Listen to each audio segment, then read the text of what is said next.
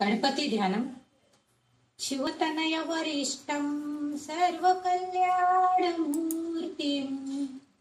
परशुकमलहस्ते शोभितं मोदकेन अरुणकुसुममालं व्यालबद्धोदरैः मम हृदय निवासं श्रीगणेशं नमामि. श्रीगणेशं नमामि. गणपतीची प्रार्थना केलेली आहे. आता देवीचीही प्रार्थना आपण त्याचबरोबर करूया. माते तुझ्या चरणी आश्रय देसी आम्हा तेडेची नित्यमनी तुष्टी घडे प्रकामा लागो तुझ्या भजनी हे मनसाच नित्य याहून अन्य जगदंब नकांक्षी चित्त सर्वस्व तूच मुचे जगदंब माते आम्ही तुझे प्रिय शिशूच तुझे नाते वाटो कसाही गुणहीन सदा जनामी तू मात एक करिसी मम चोजनामी तू माय एक करिसी मम चोजनामी. श्री गणेशाय नमः. श्री सरस्वत्यै नमः. श्री मातृपितृभ्यां नमः. श्री कुलदेवताभ्यो नमो नमः. श्री गुरुदेवेभ्यो नमो नमः. ओम श्री ललिता देव्यै नमो नमः. अथ श्री ललिता सहस्रनाम स्तोत्रम. आतापर्यंत आपण ललिता सहस्रनाम स्तोत्रामधील 69 श्लोक आणि 297 नाम आतापर्यंत बघितलेले आहेत. त्याच्या नामावली मधलं 297 नावं आपण बघितलेली आहोत. आता आपण श्लोक नंबर बघणार आहोत. 70 नंबरचा श्लोक बघणार आहोत. मागच्या श्लोकामध्ये 69व्या भुवनेश्वरी नावानं सर्व भुवनांची स्वामिनी असणारी असा तिचा उल्लेख आपल्याला मागच्या नावामध्ये माहिती झालेला आहे. आणि ब्रह्मा विष्णू महेश इंद्र सगळेच तिची सेवा करत आहेत हेही आपल्याला माहिती झालेलं. आता पुढच्या श्लोकामध्ये काय आहे ते बघूया. तो श्लोक असा आहे. नारायणी नादरूपा नामरूप विवर्जिता ह्रींकारी ह्रींमती रुद्या हेयोपादेय वर्जिता. त्याच्यातली जी सगळी नावं आहेत. पहिलं नाव आहे नारायण. 298 नंबरचं नाव आहे नारायण. आता ह्या नावाचं अनेक प्रकारे स्पष्टीकरण केलं जातं.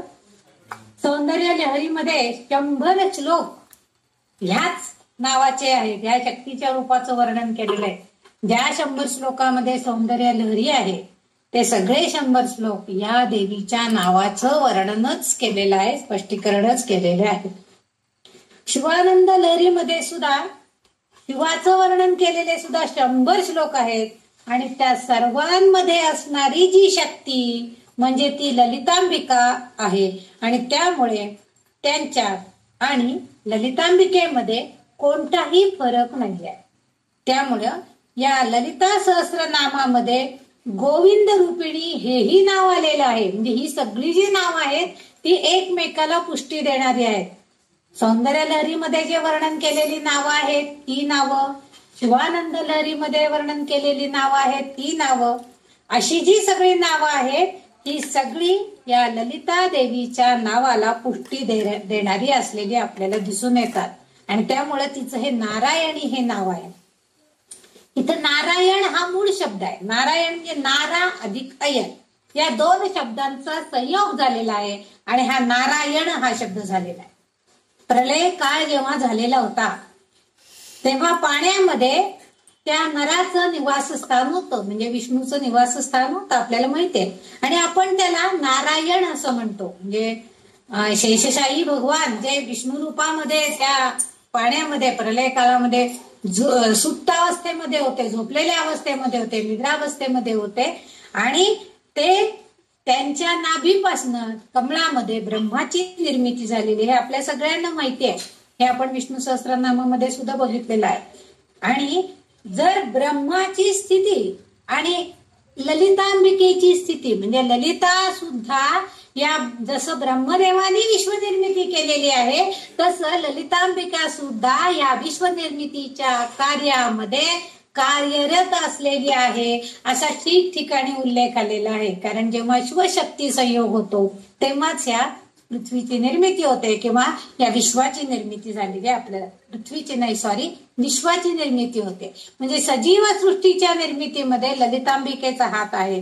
म्हणजेच या नारायण रूप असणारे जे विष्णू आहेत त्यांचं स्त्रीलिंगी रूप म्हणून नारायणी असं तिचं नाव इथं ओळखलं जातं. अर्थात ती नारायणाची पत्नी आहे म्हणूनही तिचं नारायणी हे नाव इथं उल्लेख केलेला असावं. म्हणूनच या वाग्देवतांनी तिचा उल्लेख या नामामध्ये नारायण या श्लोकामध्ये केलेला आपल्याला दिसून येतोय. पुढचं जे तिचं नाव आहे ते आहे नादरूपा. ते 299 नंबरचं नाव आहे नादरूपा. नाद म्हटलं की आपल्याला आवाज. अर्थात बरोबर आहे, आपण जर समजा काहीही कुठलीही गोष्ट करत असलो कुठलाही आवाज आला तर आपले कान आपोआप तिकडे जातात, आपलं लक्ष लगेच तिकडे डायव्हर्ट होतं. बेल वाजली तर चटकन उठून आपण आधी दार उघडायला जातो. नाद आपल्याला ऐकू येतो. आणि सर्वोच्च शक्ती असणारी अशी जी देवता आहे ती दैवी शक्ती तिच्याकडे आहे आणि तिला पराशक्ती आणि प्रत्येकामध्ये ह्या मानवी जीवनामध्ये या सगळ्या शक्ती अंतर्भूत आहे. फक्त त्याचं कमी जास्त प्रमाण असतं. आणि आपल्या पराशक्ती ही प्रथम प्रगट होते आणि मग पुढचा टप्पा जो असतो तो म्हणजे पश्यंती. म्हणजे परा पश्यंती मध्यम आणि वैखरी. म्हणजे आवाज आला की पहिल्यांदी आपल्या मेंदूला त्या नादाचा आवाज म्हणजे तो जो नाद येतोय ध्वनी येतोय त्याच्याकडे आपलं लक्ष जातं. त्याला परा ज्ञान असं म्हणतात. नंतर मग पश्यंती, मग आपले डोळे त्याच्याकडे वळतात की कुठून आवाज आला, हा घंटेचा आवाज आहे का दार वाजल्याचा आवाज आहे. मग आपण तिकडे बघतो, त्याला पश्यंती म्हणायचे.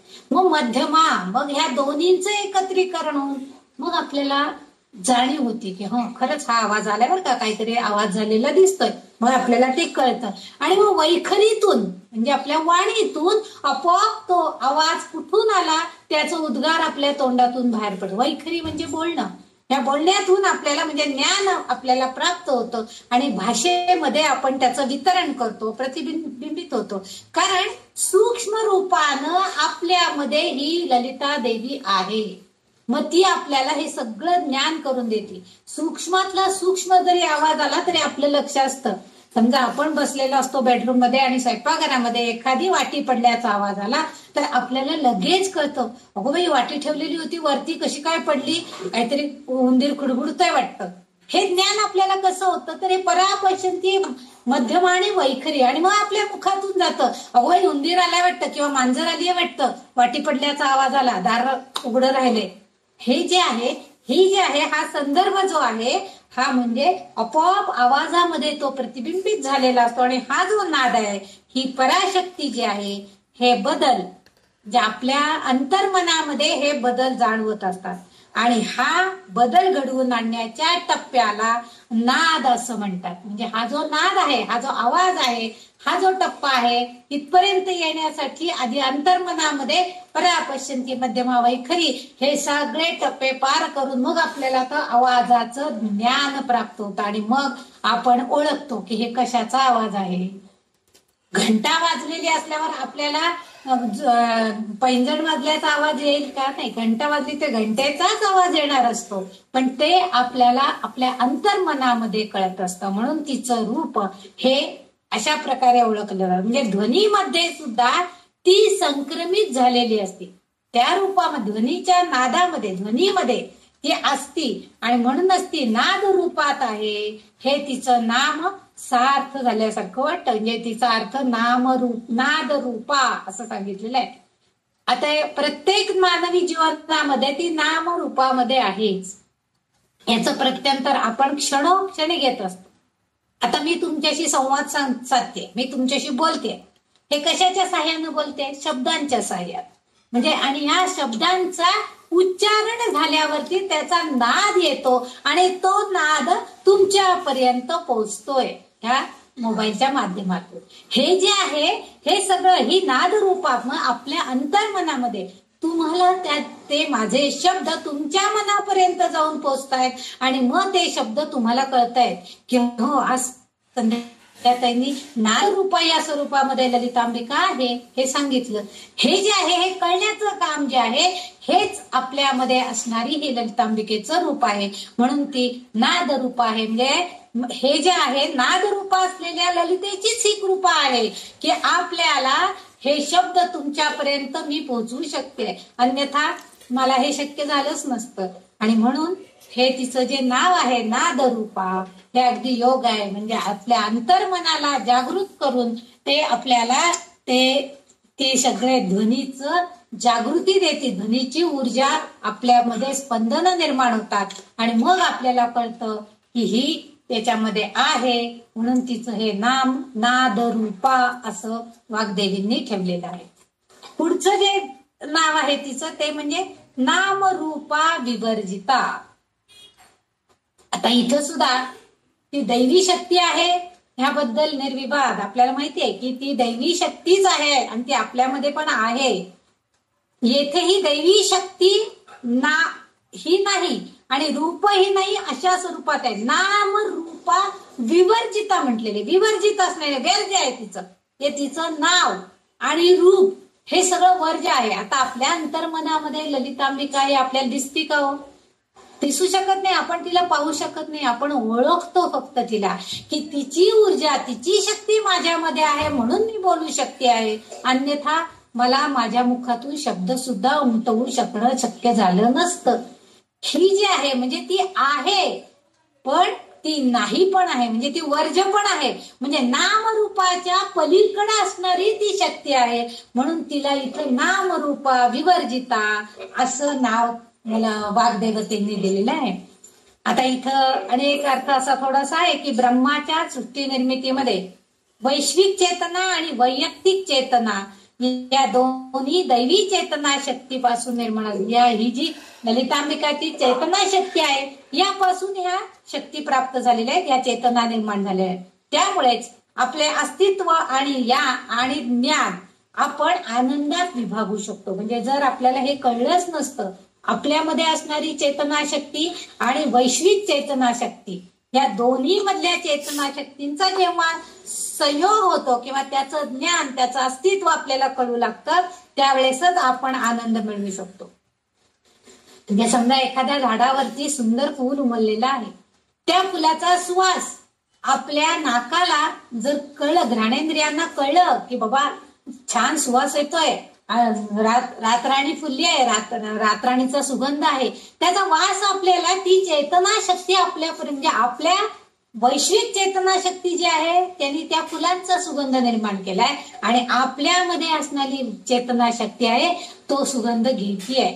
या दोन्हींचं एकत्रीकरण येतं आणि मग आपल्याला त्याचा आनंद मिळतो. मागच्या एका श्लोकामध्ये वाग्देवींनी तिचा उल्लेख करताना असं म्हटलेलं आहे की तीव्र सर्वोच्च असं ती ब्रह्म आहे आणि ती आपल्या निर्मितीचा आनंद घेते. मागच्या एका श्लोकामध्ये मी वर्णन करून सांगितलं की तीच निर्माण करते आणि त्याचा आनंद ती पण घेते आहे. आपल्या भक्तांना सुद्धा ती तेच सांगते की तुमच्या चेतना शक्तीद्वारे ती तुम्हाला करून देते त्याचं ज्ञान, असा उल्लेख त्या श्लोकामध्ये आहे. आणि येथे ती त्या निर्मितीला कोणतेही नाव देत नाही, कारण ती सांगतेय का की मी फुलं फुलवली आहेत, मी फुलांमध्ये सुवास देते, काहीच नाही. ती फक्त आहे तिथं, ती शक्ती फक्त तिथं आहे. त्याचं नावरूपाच्या पलीकडे ती आहे, असा त्याचा अर्थ आहे. म्हणजे त्यापासून ती लांब राहते. सगळ्यात असून सुद्धा सगळ्यात नाही, म्हणजे असं थोडस नकारार्थी रूप या नावामध्ये आपल्याला दिसतं. म्हणजे ती सगळ्यात आहे, तिच्या अस्तित्वाशिवाय, तिच्या शक्तीशिवाय, चेतनेशिवाय काहीच होऊ शकत नाही. आणि ती ऊर्जा आहे म्हणूनच आपल्या वैयक्तिक ऊर्जा आणि वैश्विक ऊर्जा यांच्या संयोगातून आपल्याला ज्ञान प्राप्ती होते, कोणत्याही गोष्टीच्या अस्तित्वाची जाणीव होते. आणि म्हणून इथं तिचं हे जे नाव आहे, नाम रूपा विवर्जिता, हे नाव अगदी योग्य आहे. म्हणजे सगळ्यात असूनही सगळ्यापासून अलिप्त. भगवद्गीतेमध्ये सुद्धा हे आहे की सगळ्यात आहे पण सगळ्यात नाही, असा तो भगवंत श्रीकृष्ण आपल्याला तिथं त्याचं रूप बघायला मिळतं. तसंच इथं या ललितांबिकेचं आहे. आणि त्यामुळे इथं थोडस नकारार्थी बाजू असल्यासारखी आपल्याला वाटते, परंतु तसं नाहीये. सगळ्यात असून सगळ्यात नसणं, असं सगळ्यात नसून सगळ्यात असणं, हे जे आहे ते म्हणजे हे नाम रूपा विवर्जिता. तिचं हे रूप अगदी योग्य आहे. वाग्देवतेने अतिशय विचारपूर्वक हे नाव तिचं इथं उल्लेखलेलं आहे असं वाटतं. त्याच्या पुढचं जे नाव आहे ते म्हणजे ह्रीमकारी. आता ह्रीमकारी, री या अक्षरावरती, री हे अक्षर आपल्याला आपल्या दशाक्षरी मंत्रामध्ये आहे, हे सगळ्यांना मिळते. क ए इल रीम, जे तीन कुट आहेत, त्या प्रत्येक कुटाच्या शेवटचं अक्षर हे ह्रीम असं अक्षर आहे. आणि ह्रीमकारी हे अक्षर बीज रूपामध्ये आहे की माया रूपाने, म्हणजे त्या बीजाक्षरी मंत्रामध्ये, त्या तो जो पंचदशाक्षरी मंत्र आहे त्याच्या प्रत्येक अक्षरामध्ये ती आहे. त्या ह्रीम या अक्षरामध्ये सुद्धा ती आहे.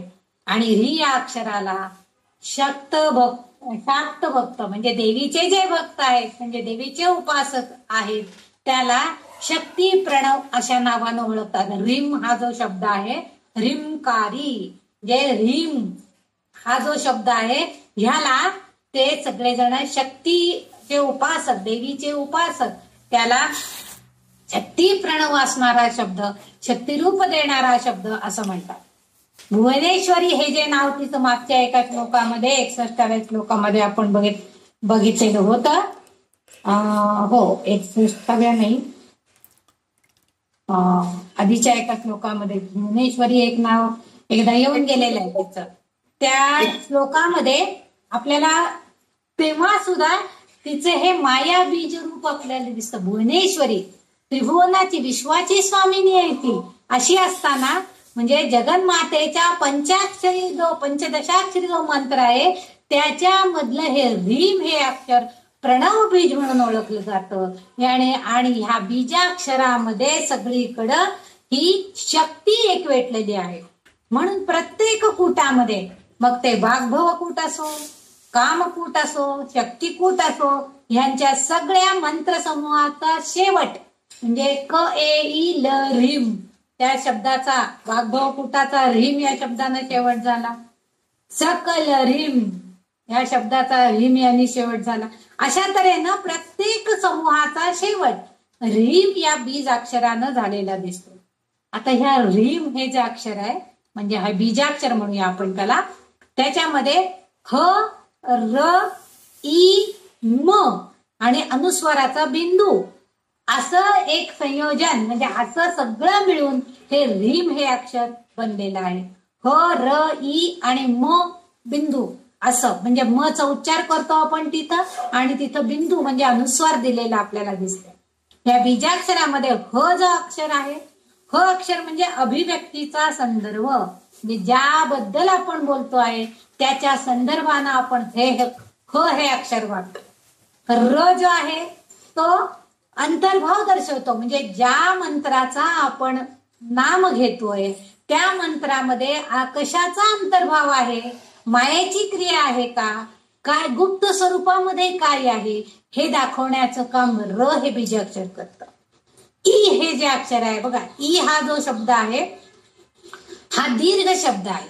हे ह आणि र हे लघु अक्षर आहे, आणि ई हे अक्षर आहे हे गुरु अक्षर, म्हणजे मोठा अक्षर, दीर्घ शब्द आहे. त्याला ई वरती रफार आहे, आणि त्यामुळं पूर्णता दर्शवितो. म्हणजे हे जे अक्षर आहे पूर्ण अक्षर आहे. हे अक्षर आपल्याला त्या मंत्राची पूर्णता, त्याच्यामध्ये काय भारून गेलेलं आहे, काय आहे याची आपल्याला कल्पना देतं.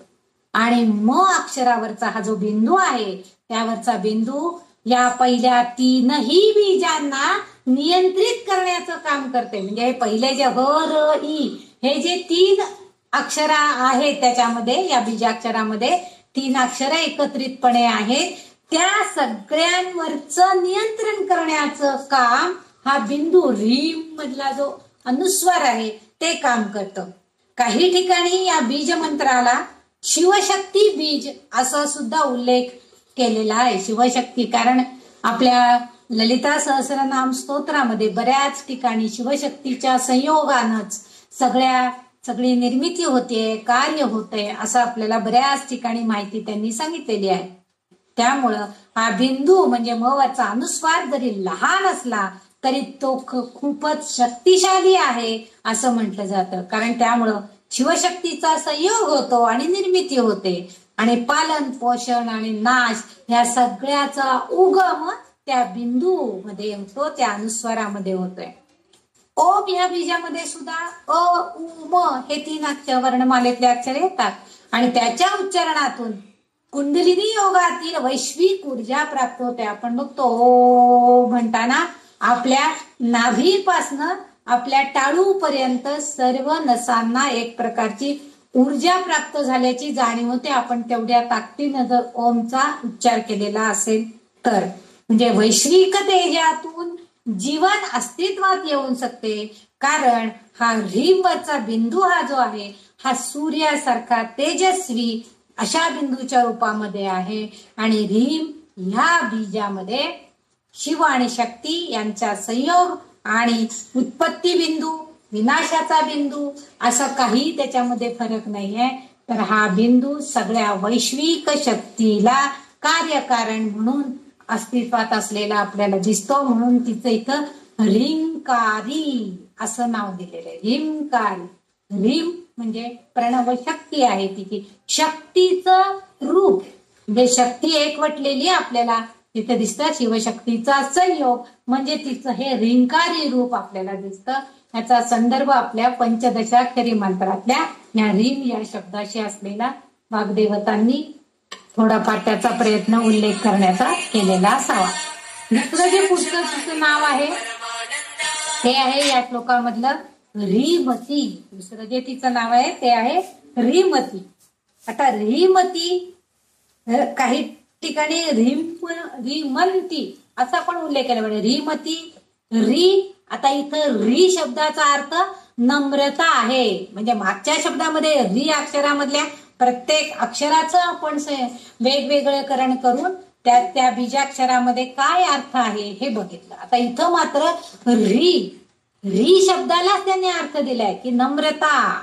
म्हणजे वेदांनी तिचं वर्णन केलेलं आहे की नम्रता अंगी बाळगणारी आणि मन समाधानी असणारी, इच्छा आसक्ती याद्वारे पोषण करणारी अशी ती ह्रीमती. म्हणजे री म्हणजे तिची नम्रता, हिच्या म्हणजे तिचं माया रूप किंवा भ्रामक रूप या नामामध्ये वर्णन करण्याचा प्रयत्न केलेला आहे. तिच्या नामामध्ये अतिशय नम्रता आहे, समाधानी वृत्ती आहे, तिला विधीमध्ये भाग घेण्यास प्रतिबंध बसतो. म्हणजे काही ठिकाणी ती स्त्रीरूप असल्यामुळं काही गोष्टींमध्ये ती कार्य करू शकत नाही असं म्हटलं जातं, परंतु तिच्या शक्तीशिवाय कोणतीच गोष्ट सिद्धीस जाऊ शकत नाही. शक्तीची उपासना म्हणून नेहमी सांगतात की शक्तीची उपासना जी आहे, देवीची उपासना जी आहे ती नेहमी गुप्त स्वरूपाची असावी.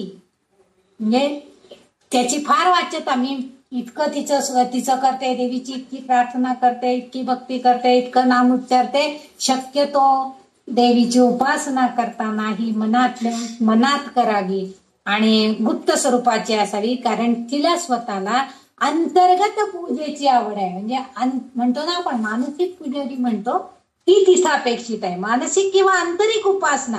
कारण ती आपल्या अंतरात्म्यामध्ये सूक्ष्म रूपानं बसलेली आहे. त्यामुळं आंतरिक शक्ती जी आहे तिची उपासना. म्हणजे आपण जो म्हणतो ना मला मेलीला काही कळतच नाही, का बरं तुम्ही आपण आपल्या स्वतःला असं कोसळणं हे जे आहे, आपण आपल्या स्वतःबद्दल असा विचार करणं हे अयोग्य आहे. कारण आपल्या स्वतःमध्ये ती आहे. मग आपण जर आपल्यालाच जर असे काही दूषणं लावून घेतली तर ती तिला लागल्यासारखी होतात. म्हणून इथं त्यांनी म्हटलेलं आहे की गुप्त स्वरूपामध्ये, सूक्ष्म रूपामध्ये ती आपल्या स्वतःमध्ये जागृत रूपामध्ये आहे. आणि त्याचा साक्षात्कार आपल्याला केव्हा होतो तर कुंडलिनी विद्या जेव्हा जागृत होते, त्या कुंडलिनी जागृतीमध्ये श्रीविद्या हा जो प्रकार आहे त्यांची उपासना करण्यापेक्षा मानसिक उपासनेने ती जलद खूप लवकर ती भक्तांना प्राप्त होते. म्हणून त्यांनी असं म्हटलंय की तुम्ही फार दिखावा करून किंवा डामडौल करून किंवा खूप मोठमोठ्यांनी तिची प्रार्थना करून उपासना करण्यापेक्षा मानसिक उपासना जर तिची केली, सूक्ष्म रूपामध्ये अंतरंगामध्ये असणाऱ्या तिला जर तुम्ही ओळखायचा प्रयत्न केला तर श्रीविद्या ही जी कुंडलिनी जागृतीची शक्ती आहे, ती जी एक प्रकारची विद्या आहे, त्या विद्येमध्ये ते म्हणतात की तुम्ही मानसिक उपासना तिची करा आणि ती तुम्हाला लवकर जलद गतीनं प्राप्त होईल. म्हणजे तिची शक्ती, तिची कृपा तुमच्यावरती होईल. म्हणून इथं वाग्देवतेने रीमती हे तिचं नाव इथं उद्धृत केलेलं आहे. तिचा उल्लेख रीमती असा केलेला आहे. त्याच्या पुढचं जे नाव आहे ते हृद्या. बघा, रू हा शब्द इथं पण आलेला आहे. हृद्या, हृदय म्हणजे प्रिय असणं. म्हणजे आपण म्हणतो ना की मी अगदी तिला ना माझ्या हृदयाजवळ धरले. आता हृदयाजवळ धरले म्हणजेच काय करतो आपण, आपल्याला ती व्यक्ती प्रिय असते. म्हणजे भक्तजनांच्या हृदयामध्ये ती सतत वास करून आहे, म्हणून तिला हृदया अशा अर्थानं त्यांनी संबोधन केलेलं आहे. म्हणजे हृदयात वास करणारी, हृदयाच्या मध्यभागी असणारी अशी ती दैवी शक्ती, देवी माता. कारण का ती आपल्या हृदयामध्ये आहे, कारण ती मुळातच तिच्यामध्ये करुणा आहे, प्रेम आहे. आणि हे गुण तिच्यामध्ये असल्यामुळं तिचे हृदय, स्वतःचं हृदयही करुणेनं भरलेलं आहे, प्रेमानं भरलेलं आहे. आणि त्यामुळं आपोआपच आपल्याला सुद्धा ती प्रिय आहे. जी बघा, एखादी जर स्त्री असेल किंवा घरामध्ये एखादी व्यक्ती अशी असते की अतिशय गोड बोलते, कुणाशीही बोलताना त्याचं तुटक किंवा जोरात अंगावर खेकसून असं कधी बोलत नाही, अगदी मायेनं बोलत असतात. त्या व्यक्तीच्या आसपास आपण आलो किंवा त्या व्यक्तीच्या संपर्कात आलो तर आपल्याला बरं वाटतं की नाही, ही व्यक्ती आपल्या मनाला दुखवणार नाही, आपल्या मनाला हर्ट करणार नाही, याची खात्री आपल्याला असते. कारण का तर त्यांचं मन करुणेनं भरलेलं असतं.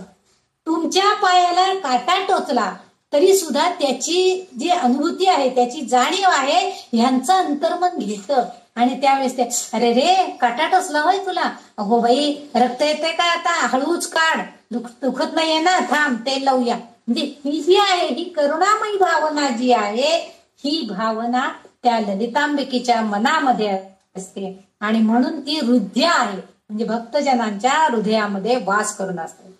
ह्यालाच आणखीन एक उदाहरण असं आहे की आपल्या हृदयस्थ असणारा आत्मा जो आहे तो एक प्रकारच्या ज्वाला स्वरूपामध्ये तेजोदीप असल्यासारखं प्रज्वलित आहे. की जोपर्यंत तो आत्मा तेज चैतन्यानं भरलेला आहे तोपर्यंतच आपल्या देहाची सुद्धा वात तेजस्वी असते. म्हणजे आपण सुद्धा चैतन्यमय असतो, आपल्यामध्ये चेतना असते. प्रत्यक्षात आपल्याला धूर दिसत नाही, ती ज्वाला, प्रकाशमान, दीप आपण काही बघू शकत नाही.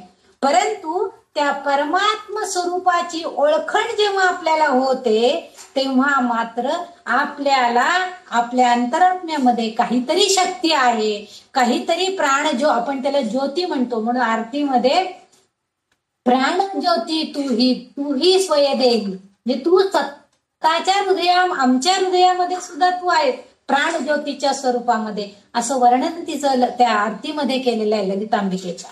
म्हणून ती ही श्रीदेवी आहे. या हृदया या नामाप्रमाणे सगळ्यांना सहाय्यभूत होते, भक्ताला, साधकाला ती प्रिय होते. म्हणून हे नाव येथे साध्य झालेलं आहे असं वाटतं. म्हणूनच वाग्देवींनी हे नाम इथं ठेवलेलं आहे. भगवंताच्या बाबतीमध्ये सुद्धा रामायणामध्ये हाच उल्लेख आहे. जेव्हा रावणाचा मृत्यू झाला तेव्हा, कारण रावणाने मागून घेतलं होतं की रामा तुझं दर्शन मला केव्हा होईल, आणि मृत्यूसमयी रावणाला रामाचं दर्शन झालं. रामाच्या हातूनच त्याला मृत्यू आलेला होता. आणि त्यावेळेस रावणाच्या अंतरंगातनं, कारण तोही अतिशय पुण्यवान माणूस होता, खरं तर ब्राह्मणाचं तेच त्याच्यामध्ये होतं, पुण्यवान माणूस होता. आणि त्याची एक प्राणज्योत रामामध्ये विलीन होऊन गेली, असं वर्णन रामायणामध्ये काही ठिकाणी केलेलं आहे.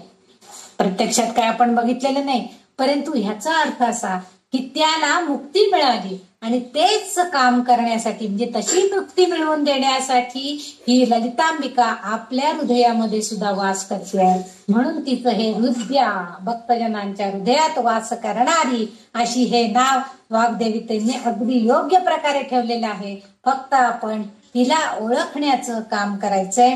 तिला कसं ओळखता येईल, तिचं नाम घेऊन मगच आपल्या साधक लोक आपण तिला प्रिय होऊ आणि आपण तिला ओळखू शकू.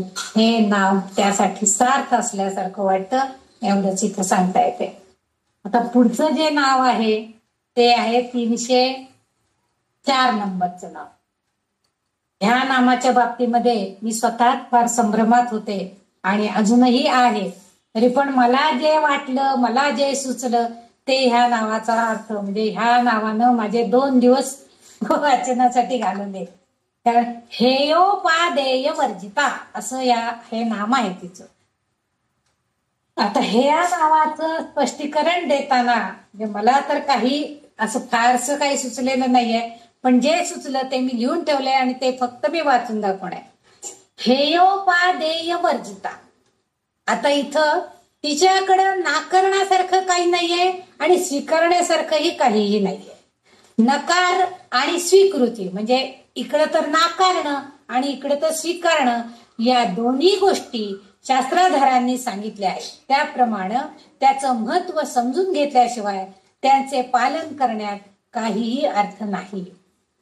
हे करा, हे करू नका असे आपले अनेक धर्मग्रंथ सांगत असतात, पण कित्येक शतकांपूर्वी लागू असलेली मार्गदर्शक तत्व मानवी जीवन जगताना आता या परिस्थितीत काही गोष्टी लागू होत नाहीत. म्हणून येथे असा अर्थ अभिप्रेत असावा असं मला वाटतंय. म्हणून मी हे लिहिलंय की आजच्या जगण्याशी जुळवून घेणे हे काही पाप नाहीये आणि स्वीकारणं हेही पाप नाहीये.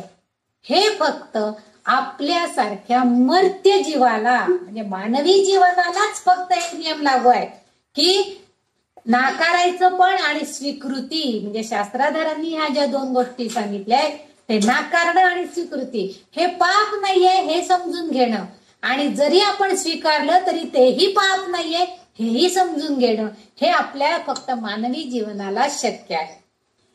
हेयोपादेय हा शब्द मंथन भैरव ह्या तंत्रानुसार काय घ्यायचं आणि काय सोडून द्यायचं याचा संदर्भ सांगतात. कुब्जिका देवीच्या उपासनेशी संबंधित हा शब्द उल्लेख आलेला आहे असं वाटतं. शाक्तपंथ म्हणजे आपला जो देवी उपासनेचा पंथ आहे किंवा जो शक्तिवाद आहे, यांच्या मतानुसार हिंदू धर्माच्या परंपरेचे प्रतिनिधित्व ही श्रीदेवी करते आहे आणि म्हणून ती पूजनीय आहे. एवढाच अर्थ हेयोपादेय वर्जिता. अदेय म्हणजे योग्य, तिचा विश्वास तिच्यावर ठेवणं हेच फक्त आपण मान्य करायचंय, त्याची स्वीकृती करायचंय. जे आपल्याला कळत नाहीये किंवा जे धर्मशास्त्रानुसार पूर्वी सांगितलेलं आहे आता ते मान्य करणं आपल्याला शक्य नाहीये, त्याचा नकार करायचा आहे. असा ह्या वर्जित करणे म्हणजे वर्ज्य करणे, ते अमान्य करणे असा अर्थ आहे. म्हणून तिचं हे हेयोपादेय हे नाव वाग्देवींनी ठेवलेलं असावं असं मला तरी वाटतंय. मला जो अर्थ अभिप्रेत आला, काही जे उल्लेख त्यांनी शाक्तपंथीयांनी किंवा मंथन भैरव तंत्र वगैरे यांच्यानुसार हे शब्द असे उल्लेखले गेलेले होते हेयोपादेय, हाच अर्थ. हेयोपादेय हा अर्थ आणखीन एका शास्त्रामध्ये सुद्धा आहे, पण तिथं मला त्याचा काहीच अर्थ लागला नाही. त्यामुळे मला जे हेयोपादेय वर्जिता हा अर्थ लागला, तर माझी तुम्हाला सगळ्यांना विनंती आहे, कुणालाही जर थोडा अभ्यास करता आला तर ह्या शब्दाचा अर्थाचा अभ्यास करा आणि पुढच्या वेळेला अवश्य मला सांगा. मला जे कळलं ते मी तुम्हाला सांगण्याचा प्रयत्न केलेला आहे. म्हणजे धर्मग्रंथानुसार जे चांगलं आहे, जे योग्य आहे ते करा. जे त्यांनी करू नका म्हणून सांगितलेले आहे ते शक्यतो करू नका. परंतु आत्ताच्या घडीला या कलियुगामध्ये काही गोष्टी आपल्याला शक्य होत नाहीयेत.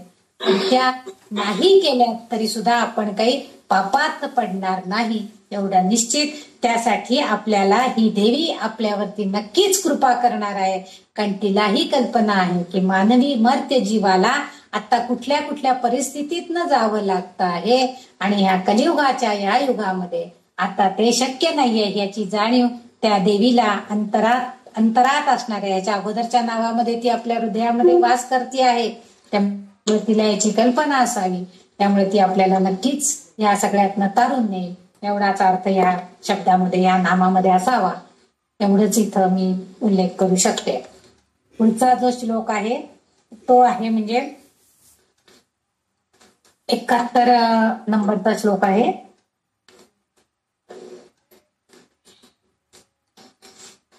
राजराजार्चिता राज्ञी रम्या राजीव लोचना रंजनी रमणी रस्या रणत किंकिणी मेखला. तर इथं फार छान अर्थ दिलेला आहे. राजराजार्चिता, राजराजा म्हणजे सम्राट, राजांचा राजा. जे राजा लोक अनेक असतात पण त्यांच्यापेक्षाही मुख्य जो असतो त्याला सम्राट असं आपण म्हणतो. राजराजार्चिता तो म्हणजे सम्राट. अर्चिता म्हणजे पूजन, अर्चन करणे म्हणजे पूजन करणे. म्हणजे राजराजार्चिता म्हणजे या दोन आणि राज्ञी पुढे त्याने राजराजार्चिता राज्ञी. राज्ञी म्हणजे पण राणी. अर्थातच इथं महाराणी अशा अर्थामध्ये आहे. राजराजार्चिता ह्या नावाचा अभ्यास करताना राजे आणि सम्राटांचे राजे या सगळ्याची तिची पूजा करतायत. म्हणजे राजाला सुद्धा बळ देणारी कोण आहे तर ही शक्ती देवता आहे. राजराजा म्हटलं की आपण राजांचा राजा आहे. राजांचा राजा म्हणजे सुद्धा इथं देवदेवतांमध्ये शिव हा राजांचा राजा असल्याची उल्लेख आहे. आणि शिवाची पत्नी म्हणून ती प्रिय पत्नी आहे. आणि शिवाची म्हणजेच ही आमची ललितांबिका आहे. आणि शिवाने आपोआपच आपल्या भाग्यलक्ष्मीची पूजा करणे असा अर्थ इथं अभिप्रेत आहे. ती जगन्माता आहे आणि मातृत्वासाठी तिचं पूजन करणं भाग आहे. बघा माता या स्वरूपामध्ये म्हणजे ती कशीही असली तरी मातृत्व स्वरूपामध्ये जेव्हा ती असती तेव्हा त्या मातेची पूजा केली जाते. येथे म्हणजे हा एक अर्थ आहे. माता या म्हणजे मातृदेवता जी आहे देवता स्वरूपामध्ये आहे. आणि त्यामुळं या ललितांबिकेची हा शिव म्हणजे सम्राट राजराजा सुद्धा तिचं अर्चन करतो, पूजन करतो. हा एक अर्थ अभिप्रेत आहे. आणखीन एक अर्थ असा आहे की राजराजा म्हणजे कुबेर. तो आहे संपत्तीचा देव, संपत्तीची देवता. आणि याच्यामध्ये चंद्र, लोपामुद्रा अगस्त्य ऋषींची पत्नी अगस्त्य, मन्मथ म्हणजे प्रेमाची देवता, अग्निदेवता, सूर्य, इंद्र देवांचा प्रमुख, स्कंद म्हणजे भगवान कार्तिकेय त्याला सुब्रह्मण्यम असंही म्हणून ओळखलं जातं. म्हणजे हा शिवपार्वतीचा मुलगा आहे. आणि प्रत्यक्ष शिव आणि शिवाची पत्नी पार्वती. आणि 12वं नाव जे आहे ते दुर्वासा. म्हणजे ह्या 12 शक्तींनी, ह्या सगळ्या 12 शक्ती आहेत, या देवदेवता आहेत. ह्या सगळ्या देवदेवां म्हणून त्याने राजराजा अर्चिता असं म्हटलेलं आहे. हे सगळे जे देव आहेत, हे सगळ्या ज्या देवदेवता आहेत या सगळ्यांनी मिळून तिची उपासना केलेली आहे. या सगळ्यांनी ललितांबिकेची उपासना केली आहे, अर्चन केलेलं आहे. आणि त्यांच्या प्रामाणिक भक्तीमुळेच त्यांना राजराजा म्हणजे त्यांच्या मार्गातील किंवा त्यांचं जे स्थान आहे त्या स्थानामधले राजा सगळ्यात प्रमुख अशा अर्थानं त्यांचा म्हणजे त्यांची जी प्रामाणिक भक्ती आहे त्यामुळे त्यांना ओळखलं जातं. राजांचा राजा हा दर्जा आहे, एक प्रकारचं जे प्रमुखत्व आहे त्यांच्याकडं, हा त्यांना यातूनच बहाल केला गेलेला आहे. म्हणजे ह्या सगळ्या देवतेंनी म्हणजे मन्मथानं, अगस्त्य ऋषींनी, लोपामुद्रेनं, इंद्रानी, शिवानी ह्या सगळ्यांनी ह्या देवतेची ललितांबिकेची पूजा केलेली आहे. आणि तिनं मातृदेवता अशी आहे की ती जे सगळं जे आपल्याकडचं काय आहे ना ती सगळं बहाल करते आपल्या बालकांना, आपल्या अपत्यांना. त्याप्रमाणे हिनं हे सगळं ह्या अपत्यांना म्हणजे ह्या उपासकांना बहाल करून टाकलेलं आहे. आणि त्यामुळं त्यांच्याकडे एवढी शक्ती निर्माण झालेली होती की ते राजा म्हणून गणले जाऊ लागलेले होते. ते राजा सम्राट, मुख्य राजा म्हणून गणले गेलेले होते. आणि ते सगळेजण तिचे पूजन करतात. म्हणून ती राजार्चिता अशा नावानं वाग्देवींनी तिचा उल्लेख केलेला आहे.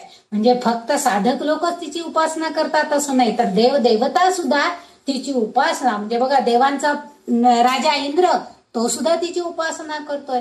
सूर्य, ग्रहताऱ्यांमधल्या तारा, मुख्य तारा, त्याला तो सुद्धा आपल्या ललितांबिकेची पूजा करतो. म्हणजे प्रमुख राजे जे आहेत ते सुद्धा सगळे तिची पूजा करतायत आणि तिच्याकडनं आपल्याला शक्ती प्रदान करून देतात. म्हणजे ती शक्ती देवता महा आहे की नाही हो. म्हणून पुढे तिचं नाव आहे राज्ञी. पुढचं जे नाम आहे 306 नंबरचं, तिथं राज्ञी असा उल्लेख आहे. राज्ञी इथं महाराणी या स्वरूपामध्ये आहे. म्हणजे राजांचा राजा आणि त्याची पत्नी म्हणजेच ती राणी, महाराणी होते. आणि विश्वाच्या राज्याची राणी असणारी ही ललितांबिका, कारण इथं शिव आणि शक्ती मिळून विश्वावर राज्य करतात असं आपण म्हणतो. आणि म्हणून ती सार्वभौम माता, मा जननी या स्वरूपामध्ये राज्ञी असे संबोधन तिच्यासाठी वापरले गेलेलं आहे. जेव्हा माझ्या जवळ असणारी तुमचीच आहे, ती आहे, ती तुमच्या जवळच आहे.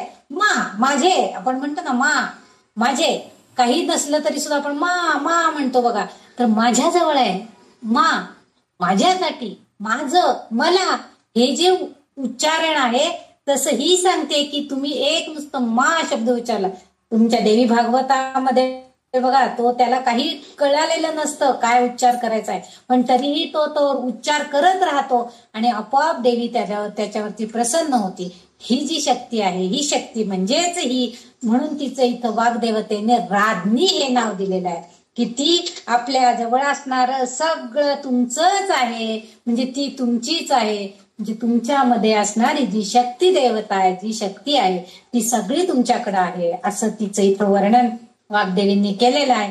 म्हणून तिथं ही महाराणी या स्वरूपामध्ये, राज्ञी या स्वरूपामध्ये हे तिचं नाव संबोधन म्हणून वापरलेलं आहे. म्हणजे आधीच्या श्लोक, आधीचं नाम तिचं आहे राजार्चिता आणि इथं राज्ञी. हे दोन्ही नावं जवळपास एका पाठोपाठ एकच येतात. कारण राजाची पत्नी राणी, अर्थातच इथं सम्राटाची पत्नी म्हणजे महाराज्ञी असाच अर्थ इथं आहे.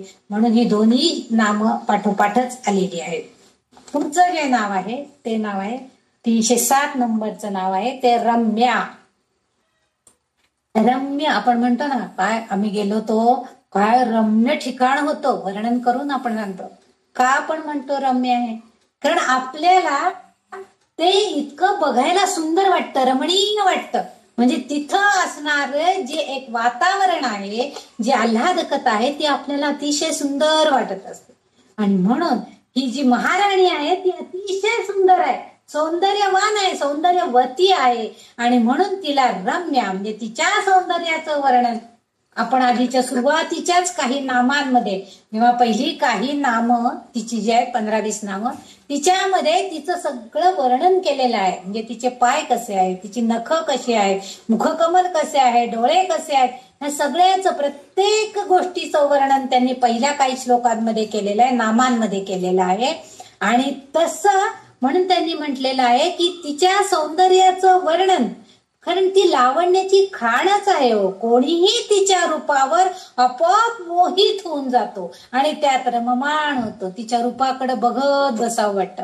आपण एखाद्या देवळात गेलो आणि सुंदर असं खूप छान पोशाख केलेला असतो, खूप छान फुलांनी यांनी सजवलेलं असतं आणि त्या देवीच्या चेहऱ्यावरचा, कुठल्याही देवदेवतेच्या चेहऱ्यावरचं जे हास्य आहे किंवा तिच्या चेहऱ्यावरची एक जी प्रसन्नता आहे ती आपल्याला बघत बसायला वाटतं. आपण म्हणतो ना, या देवळात आलं ना इतकं प्रसन्न वाटतं, इतकं छान असतं, छान सुंदर वास येत असतो, प्रसन्न मुख असतं त्या देवतेचं आणि मी इथं आलं की अगदी बरं वाटतं. म्हणजे आपण आपल्या वैयक्तिक चेतना शक्तीचं त्या वैश्विक चेतना शक्तीशी एकरूप होऊन गेलेला असतो, तादात्म्य पावलेला असतो, म्हणजेच आपण रममाण झालेला असतो. म्हणून ती तसं इथं ह्या देवीचं, ललितांबिकेचं रम्य हे जे नाव आहे, अतिशय सुंदर, रमणीय, सुंदर, सौंदर्यवती असं तिचं रूप आहे.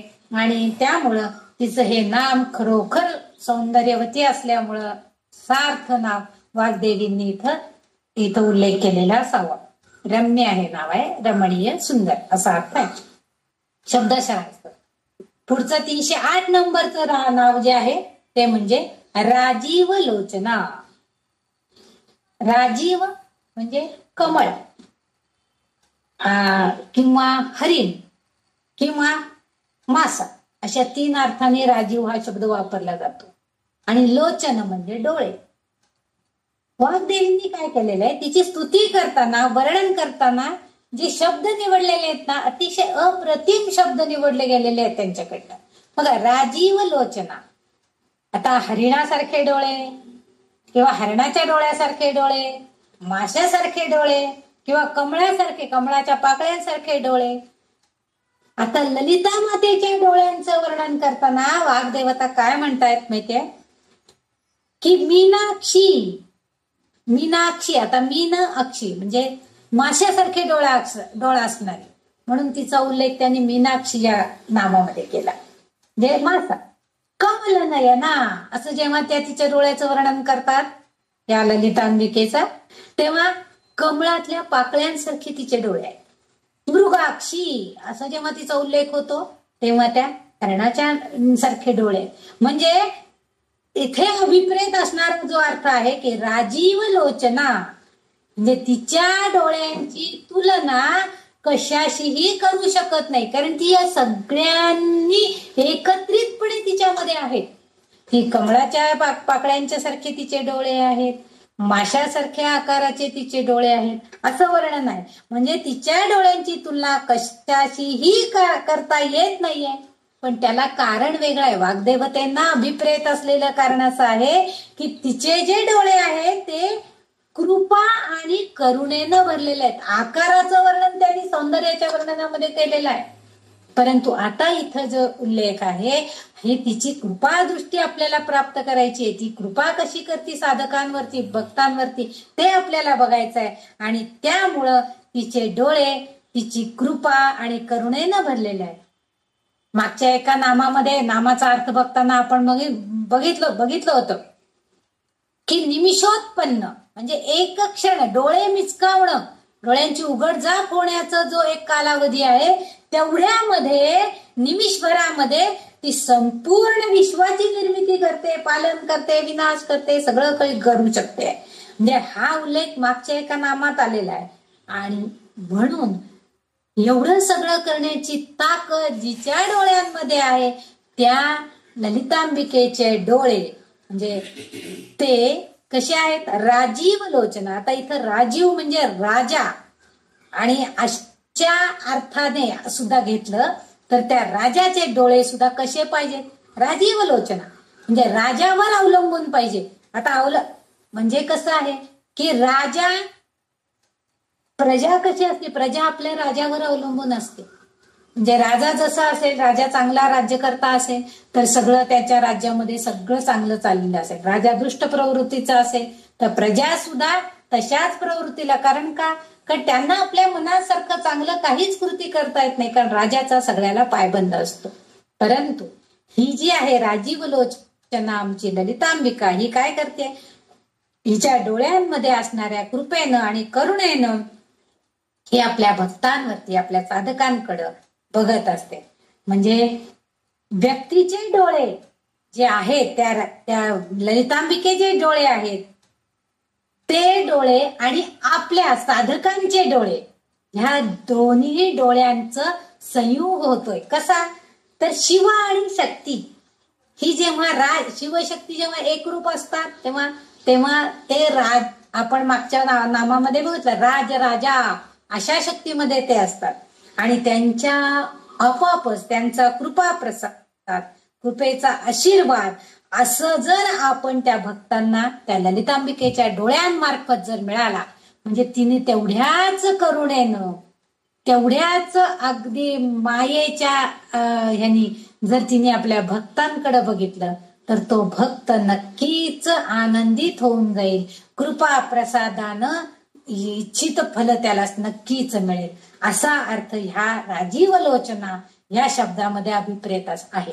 आणि म्हणून इथं हे संबोधन त्या वाग्देवींनी वापरलेलं आहे की त्यांचा आशीर्वाद भक्तांना ती कृपेचा आशीर्वाद देते आपल्या डोळ्यांमार्फत, म्हणजे व्यक्तिगत साधना करणाऱ्या साधक भक्तांना ही राजीव लोचना म्हणजे शासन करती असणारी ही ललितांबिका ही योग्य प्रकारे कृपा वर्षाव करते आणि त्यामुळं त्या भक्ताचं आयुष्य सुद्धा सुखकर होतं, आनंदित होतं, असा अर्थ इथं अभिप्रेत आहे. पुढचं जे नाव आहे ते म्हणजे रंजनी. आता पुढच्या नामामध्ये रंजनी, रंजन म्हणजे करमणूक. आपण म्हणतो ना मनोरंजनाचा कार्यक्रम आहे, म्हणजे आपल्या मनाला आनंद देणार. रंजन करणं म्हणजे करमणूक करणं, आनंद देणं. आपण नेहमी गणपती उत्सवात वगैरे आपण म्हणतो ना आमच्याकडे मनोरंजनाचे कार्यक्रम आहेत, म्हणजे आपल्याला त्यातल्या त्यात जर एखादे म्हणजे हास्याचे कार्यक्रम असतील तर आपल्याला जास्त आवडतात. आता कॉमेडी शो असतात, स्टँडअप असतात की छोटे छोटे हे त्याच्यामध्ये आपल्याला हसायला आलं की आपलं मन अगदी आनंदित होतं, आपण त्या प्रसंगाची एकरूप होऊन जात असतो. तसं ही रंजनी आहे. रंजनी म्हणजे आनंद देणारी आहे.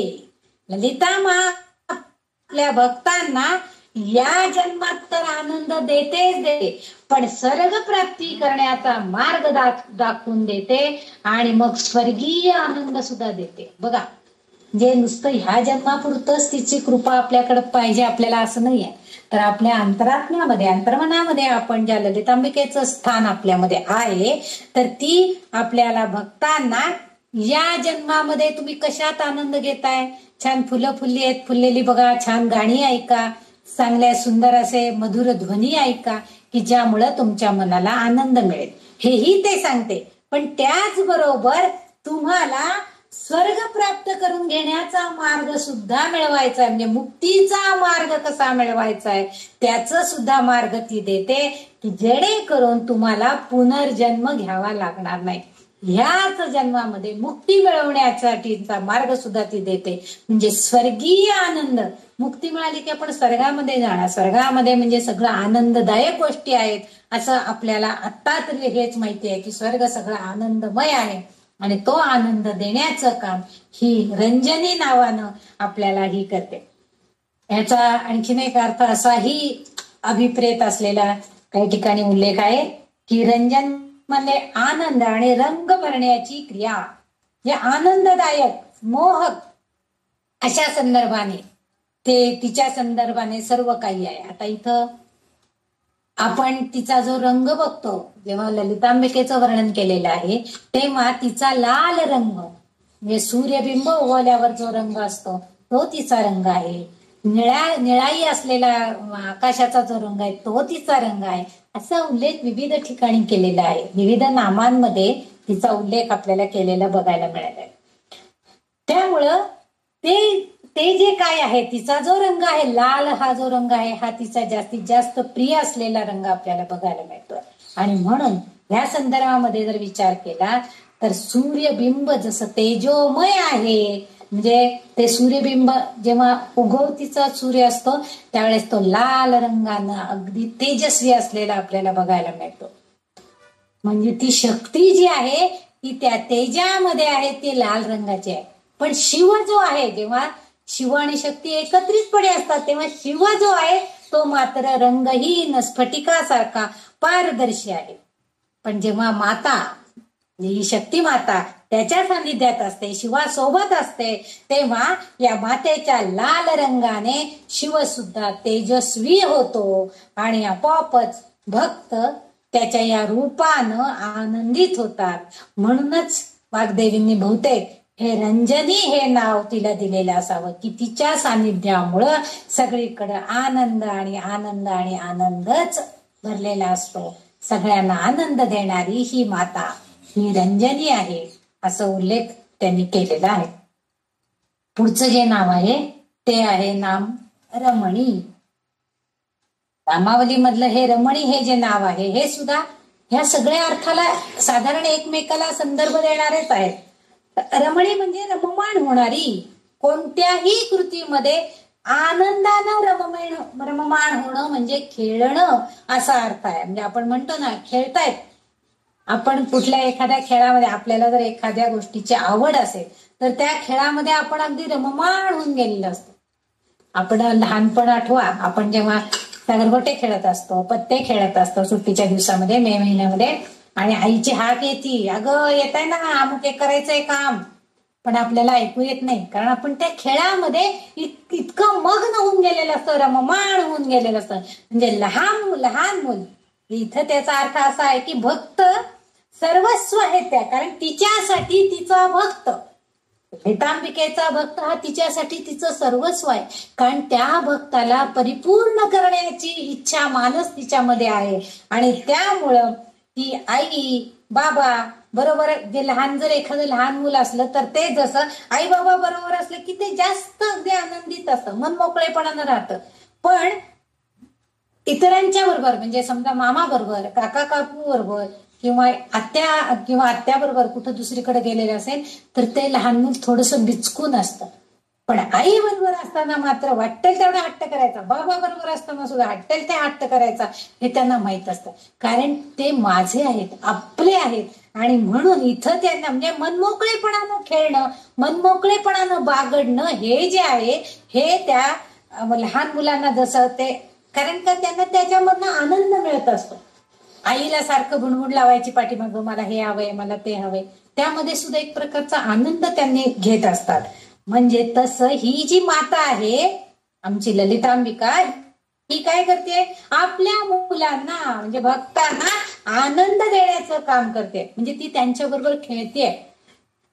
आता ती खेळते म्हणजे काय करते, तर आपल्या आयुष्यामधले चढ उतार, सुख दुःख हे सगळं ती आपल्याला देते. काही सुखाचे क्षण आले की आपण कसं आनंदित होतो बघा, एखाद्याला म्हणजे काहीतरी चांगले गुण प्राप्त झाले तर त्या दिवशी आपण खुश होतो, प्रमोशन मिळालं आपल्याला आनंद होतो. तेच पण एखाद्याला नाही हो 90% अपेक्षा होती पण 70% पटे, मग आपण नाराज होतो. म्हणजे हे जे आहे हे खेळणं आहे तिचं एक, पण त्यावेळेला ती काय बघते आपल्यामध्ये की अरे 70% मार्क पडले, तेही काही कमी आहेत का तुमच्यासाठी, का तुम्ही एवढं नाराज होताय. अहो तुमच्या मुलाला पुढे जाऊन आणखीन पुढचं कार्य, कारण भविष्यात काय आहे आपल्याला माहित नसतं पण तिला माहितीये, ती ओळखून आहे की आपलं प्राक्तन, आपलं प्रारब्ध भविष्य काय आहे. आणि त्यामुळे ती म्हणते की त्यासाठी आत्ताही, कारण आता जर 90-95% तुला त्याला मार्क पडले तर डोक्यात हवा जाईल आणि हा बिघडून जाणार आहे, ही कल्पना ललितांबिकेला असते. आणि म्हणून ती असा खेळ म्हणजे हा जो नियतीचा खेळ आहे हे सगळं खेळण्याचं काम ती आपल्या बरोबर भक्तांबरोबर करत असते. हा तिचा एक गुण आहे, हा मातृगुण आहे. बघा आई सुद्धा आपल्या मुलांना सांगते की तुम्ही जर चांगले मार्क पाडले तर तुम्हाला हे बक्षीस देणार आहे, किंवा आज हे काम पूर्ण झालं तर तुम्ही आज लाडू करणार आहे. हे एक प्रकारचं ती त्या आपल्या मायेनं त्या मुलांमध्ये चांगल्या गुणांची वाढ करण्याचं काम करत असते. तसं मातृगुण जे आहेत हे ललितांबिकेमध्ये आहे. आणि मातृत्वाची विशेषता इथं ह्या नामामध्ये, रमणी या नावामध्ये जास्त प्रकर्षानं जाणवते, ठळकपणं इथं आपल्याला दिसते. की ती आपल्या भक्तांना, एक लहान मूल जसं असतं ते तिच्या आईबाबांवर अवलंबून असतं, तसं तिच्यावरती आपण अवलंबून जर असलो, आपण जर तिला सांगितलं तुझ्या इच्छेशिवाय काय होणार नाही, तुझी कृपा पाहिजे, त्याच्यावर आपण अवलंबून असलो तर ती आपोआपच आपल्याला जे योग्य आहे, म्हणजे माझ्या भक्ताला जे योग्य आहे ती आपोआप त्यानुसार सगळा खेळ मांडत असते. आपल्या भक्ताला मात्र काय असतं, त्या परममातेची आदरयुक्त भीती पाहिजे. आणि म्हणून तो काय करतो, थोडस तिच्यापासून दूर राहतो. म्हणजे आदरयुक्त भीती याला काय का असं म्हणायचं, तर आपल्याला माहित असतं की तिची कृपा होणार आहे, आदर पण त्या मातेविषयी वाटत असतो, पण थोडीशी भीती पण वाटत असते की रोज रोज मला देवळात जाऊन दर्शन घ्यायला होईल का, नाही होणार आहे. मग उगीच की मी काय बोलत नाही बेयात आहे की रोज रोज मी येऊन तुझं दर्शन घेईन, ही भीती असते आपल्या मनात. आदर पण आहे की तीच कृपा करणार आहे, तीच सगळं देणार आहे हे माहिती आहे, पण तरीही थोडीशी भीती मनामध्ये असते. कारण का, तर म्हणून आपण तिच्यापासून थोडस लांब राहतो. अगदी तिच्या जवळ जाऊन बघा, कारण तिचीच कृपा आपल्यावरती होणार आहे. ईश्वर प्राप्तीमध्ये हाच सर्वात मोठा धोका आहे आपल्याला. की काय आहे की हा आपल्याला सुद्धा जसं वडीलधाऱ्यांचं भीती पण असते आणि आदर पण असतो. बाबांच्या चपला वाजल्या की भरा भरा भरा सगळ्या घरातला पटपट पसारा आवरून मुलं लगेच पुस्तक घेऊन अभ्यासाला बसल्याचं नाटक करतात. पूर्वीच्या काळी फार असायचं, आता बिचारे एकुलते एक असतात त्यामुळे ही काही गोष्ट नसती. आणि आता वर्क फ्रॉम होम मुळे बाबा बाहेर जातच नाहीत, त्यामुळे चपला वाजण्याचा प्रश्नच नाहीये मुलांना. पण पूर्वीच्या काळी असायचं की बाबा बाहेरून यायची वेळ, ठराविक वेळ पण असायची काही जणांची. म्हणजे त्या वेळेला एक आदर पण होता आणि भीती पण होती मनामध्ये. पण मला ज्या गोष्टी हव्या आहेत ते देणारा पण हेच माझे वडील आहेत, हीच माझी आई आहे, हे त्यांना माहिती असतं. आणि तो आदर भाव आपण या ललितांबिकेच्या बाबतीमध्ये आपल्या मनामध्ये ठेवायला पाहिजे. म्हणजे आदरानं आणि म्हणजे आपण थोडीशी भीती बाजूला काढून ठेवली पाहिजे, कारण हाच मोठा धोका आहे. आपण जर आपल्या मनातलं जर त्यांना खुल्लम खुल्ला काही सांगितलं नाही तर त्या आपल्या आई वडिलांना आपल्याला काय चिंता आहे हे कळणार नाहीये. आणि त्यामुळं आपण त्यांची भीती सोडून द्यायला पाहिजे आणि आदर पण प्रेमानं त्यांच्या जवळ पाहिजे, जायला पाहिजे. त्यांना आपुलकीनं आपण त्यांच्या सान्निध्य राहायचा प्रयत्न केला पाहिजे. आणि हा जर मार्ग आपण मोकळा केला तर आपोआपच तिची कृपा आपल्याला होणार आहे. कारण काय आहे, खरं तर ती सर्वव्यापी आहे हो, सगळीकडे आहे ती कुठं नाहीये. असं असताना आपण मात्र काय करतो की नाही, तिच्या देवळातच जायला पाहिजे, तिथंच नेऊन ठेवायला पाहिजेत पैसे, तिथंच नेऊन फुलं व्हायला पाहिजेत, हे आपण बघत असतो. आणि त्यामुळं आपण तिचं अस्तित्व वेगळं मानतो.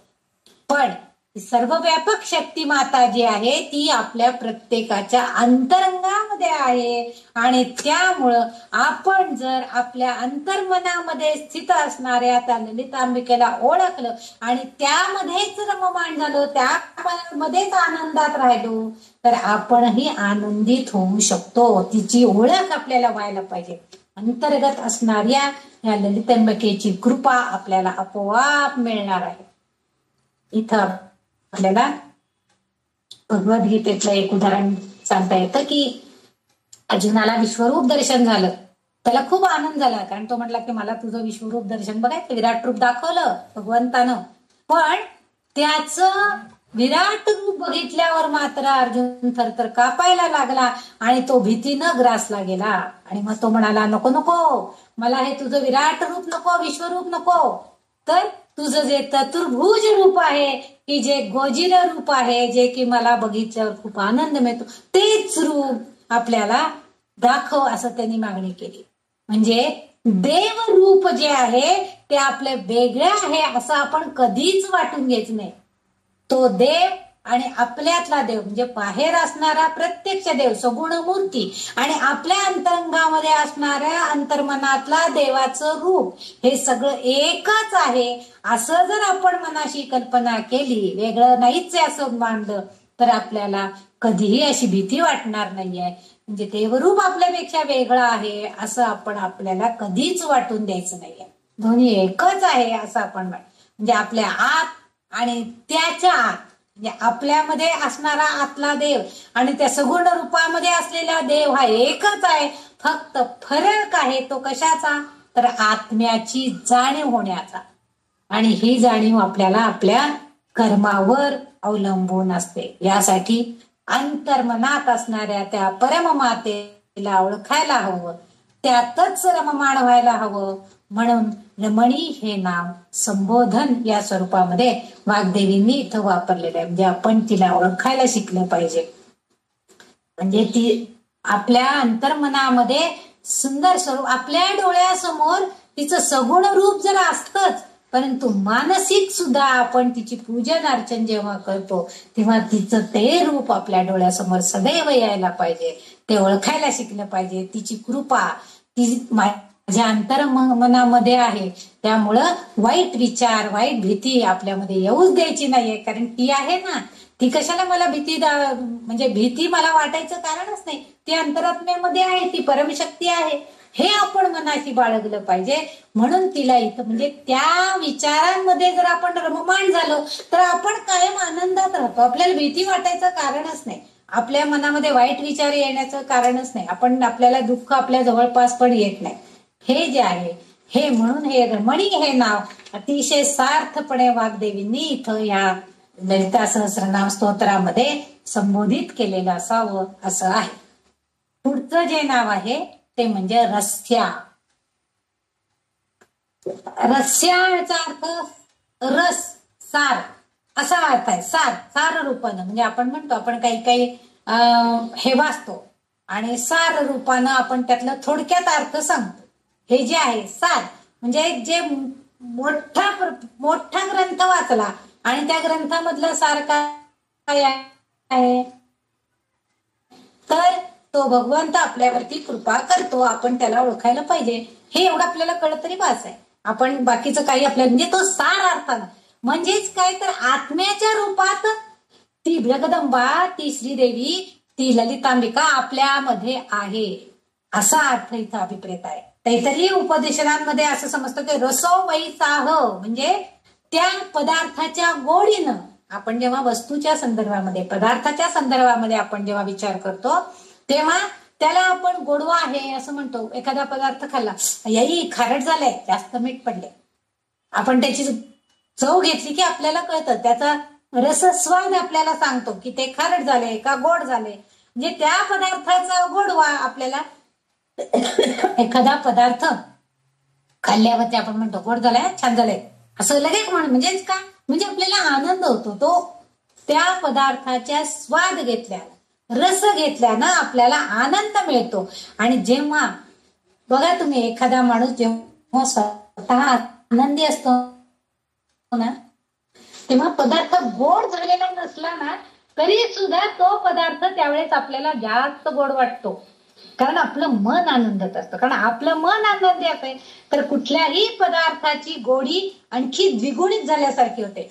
आपण स्वयंपाक करणारे आपणच असतो, रोज आपणच स्वयंपाक करत असतो, आपणच सगळे पदार्थ बनवत असतो घरामध्ये.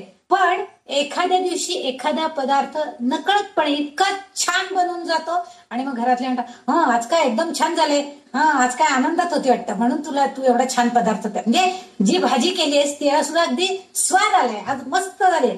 हा मस्त हा जो शब्द त्याबद्दल आपण वापरतो तो म्हणजे आपल्या मनातला, कारण मन आनंदी आहे त्यामुळे त्या पदार्थामध्ये तो आनंद उतरतो, ते प्रेम उतरतं आपोआप. म्हणून नेहमी म्हणतात की कुठलाही पदार्थ स्वयंपाक करताना वगैरे देवाचं नाव घ्यावं किंवा आनंदानं घ्यावं, एखादी चांगलं स्तोत्र म्हणावं, नामस्मरण करावं की जे योगे त्या अन्नामध्ये त्याच वासना, तोच आनंद रागारागात जर पदार्थ केला, एखादी बाई काहीतरी आज मनाविरुद्ध झाले, चिडली असेल तर ती बसा भरा त्याच्यात तिखट टाक, मीठ टाक, कसा का होईना पदार्थ खावा, आता झालं स्वयंपाक जेवा असं. पण जेव्हा आपण आनंदात असतो तेव्हा मात्र कसं आपण प्रेमानं थोडेसे जिरेपूड टाक, थोडेसे मिरेपूड टाक, थोडंसंच याची धन्याची पूड टाक, मग थोडासाच मसाला, ह्या सगळ्या थोड्या आनंदाची वृद्धी त्याच्यामध्ये होते आणि आपोआप त्या पदार्थाला गोडवा निर्माण होतो. म्हणून इथं रस्या जे आहे म्हणजे कुठल्या पदार्थाची गोडी आणखीन द्विगुणित झालेली आपल्याला बघायला, म्हणजे जर पदार्थाचा गोडव्याचा स्त्रोत त्याच्यामध्ये गोडी आणण्याची जी गोष्ट आहे ती जर आपल्यापासून आहे, स्त्रोत म्हणजे त्याच्या वैयक्तिक आत्मस्वरूपाची आत्मस्वरूपापासून आहे, तर त्या परमात्मा स्वरूपाची ओळख करून घेणं त्यापासून सुद्धा आपल्याला नक्कीच आनंद प्राप्त, म्हणजे आपल्या स्वतःपासूनच आपण ते ओळखायचंय. आपण स्वतः सदोदित आनंदित राहायला शिकायला पाहिजे. आपण आपल्या मनाला बजवायचं की नाही, ही जी गोष्ट झाली ना ठीक आहे, नाही आज आले, नाही झालं आज काम, राहू दे ना, नाही उद्या करूया, आज मी ठरवलं होतं ना हे काम करायचं, झालं आज पूर्ण, आपल्या मनाला समाधान असतं, आनंदित राहील. म्हणजे त्या कामाची म्हणजे वैयक्तिक आत्मस्वरूपाची जाणीव आपल्याला झाली तर आपोआप परमात्म स्वरूपाची सुद्धा आपल्याला ओळख होते आणि आनंद प्राप्त होतो. म्हणून या परममातेच्या कृपेचा अनुभवात्मक स्वाद आपल्याला घेता येतो. जे म्हणतो आपण आज खरं तर मला वेळच नव्हता, पण तरी सुद्धा ना आज माझं हे काम पूर्ण झालं बाई. अगदी मी ठरवलं होतं आज होईल की नाही असं वाटत होतं. मध्येच पाऊस आला, मध्येच फोन आले, मध्येच त्यांनी बोलवलं म्हणून तिकडं गेले इकडे गेले, पण नाही बाई आज पूर्ण झालं. हे जे आहे हा जो आनंद आहे म्हणजे काम पूर्ण झाल्याचा जो आनंद आहे तो आनंद कशामुळे घेता आला, हा अनुभव मी कशामुळे घेतला, तर ह्या परममातेच्या कृपेच्यामुळं आज ते परिपूर्णतेकडं काम गेलेलं आहे. कुठलंही काय वाचन असू दे, कधी कधी असं होतं आपण अगदी पोथी वाचायचा असतो, गुरुपुरुषामृत आहे आज मी गजानन महाराजची अख्खी पोथी वाचणार आहे ठरवायचं, अगदी सुरुवात केली, पहिला अध्याय झाला, दुसरा अध्याय, तिसऱ्या अध्यायाच्या वेळेस नाही नाही लहान मुलं शाळेत आली, नाही आई भूक लागली, काहीतरी दे झाला. त्यांच्या शेवटी मुलांचा आनंद आपल्यासाठी महत्वाचाच असतो, आपण त्यांना काहीतरी परत 2 अध्याय झाले, परत आणखीन असं करत करत करत संध्याकाळी 5-6 वाजेपर्यंत कधीतरी एकदा ते 21 अध्याय वाचून झाले. मग आपण म्हणतो काय बाई आज इतका ना त्रास झाला ना, वाचन होता ना पूर्ण, पण शेवटी एकदा वाचले बरं का मी 21 अध्याय. म्हणजे ते वाचनाचा जो आनंद आहे तो आपल्याला मिळतो. मी 21 अध्याय पूर्णपणे आज गुरुपुरुषामृत योगावरती मी वाचन केलं, हा जो आनंद आहे म्हणजे हा परममातेच्या कृपेचा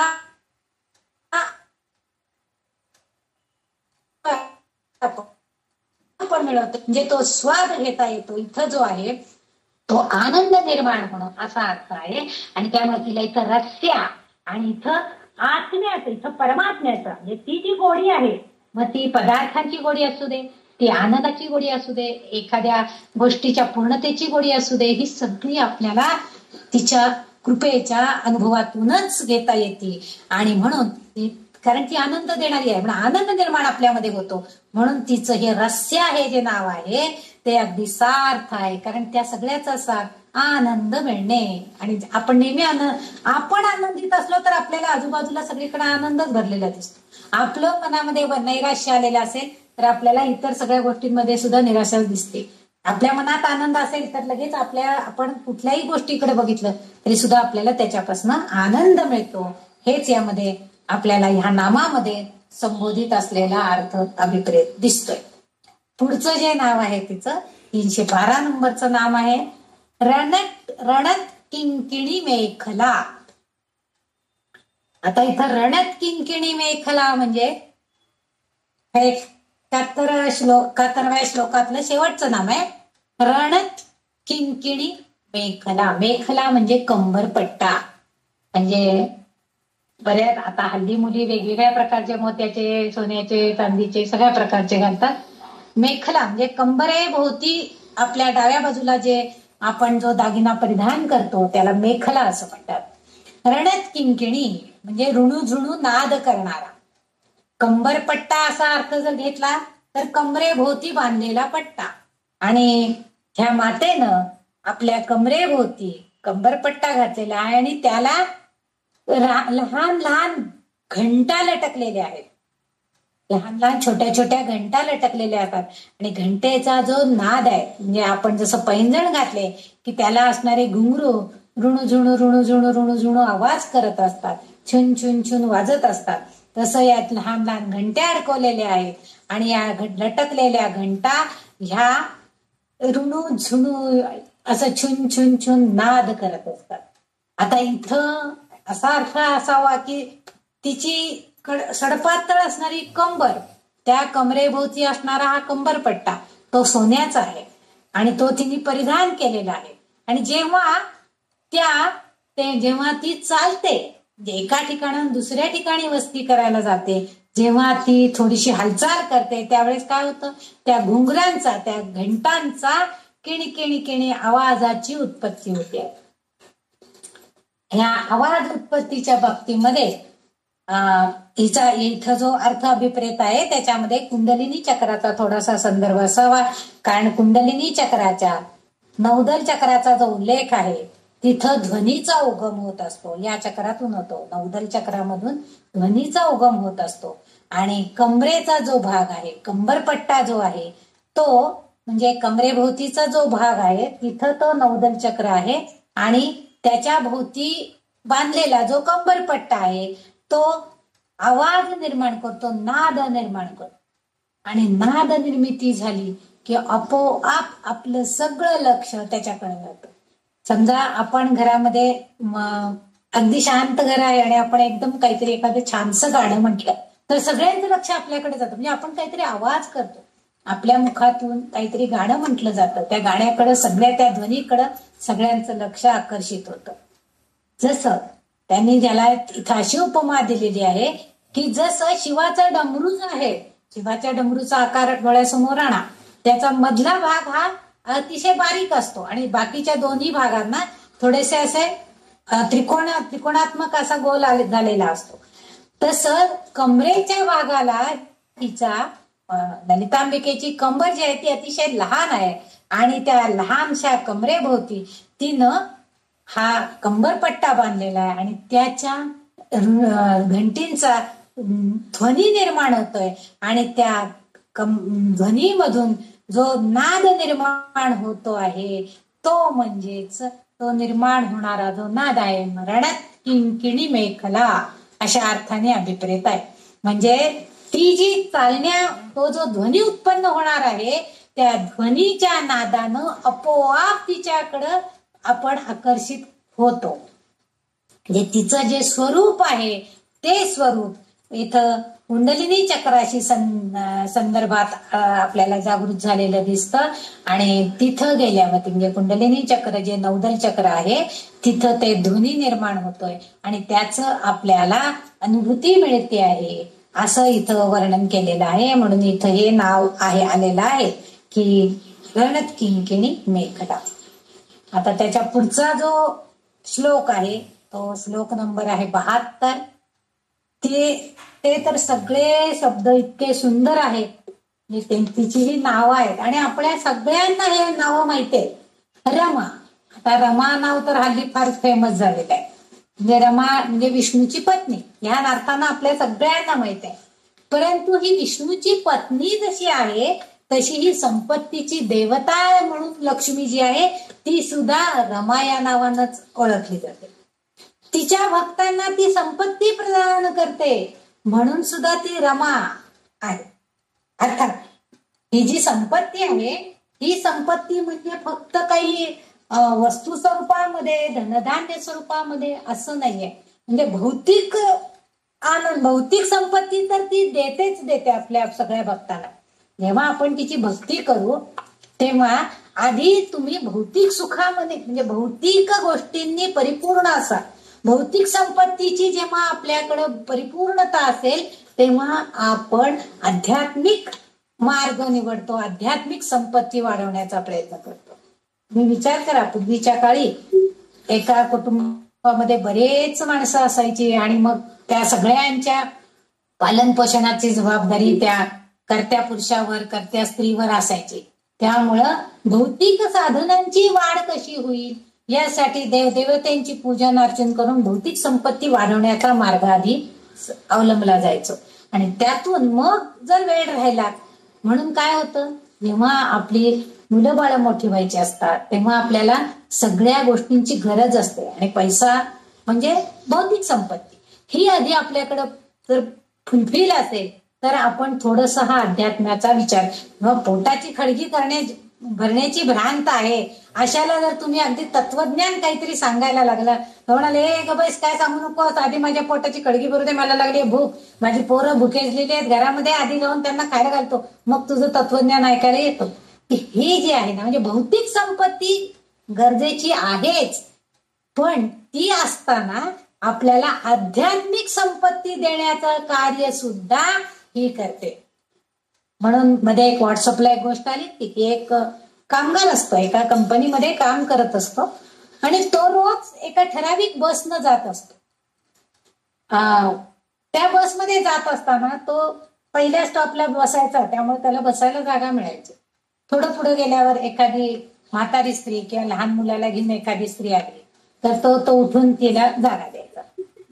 पुन्हा पुढच्या स्टॉपला गेल्यावर एखाद्या वेळेस पुन्हा त्याला बसायला जागा मिळायची कारण त्याचं अंतर फार लांब होतं जायचं.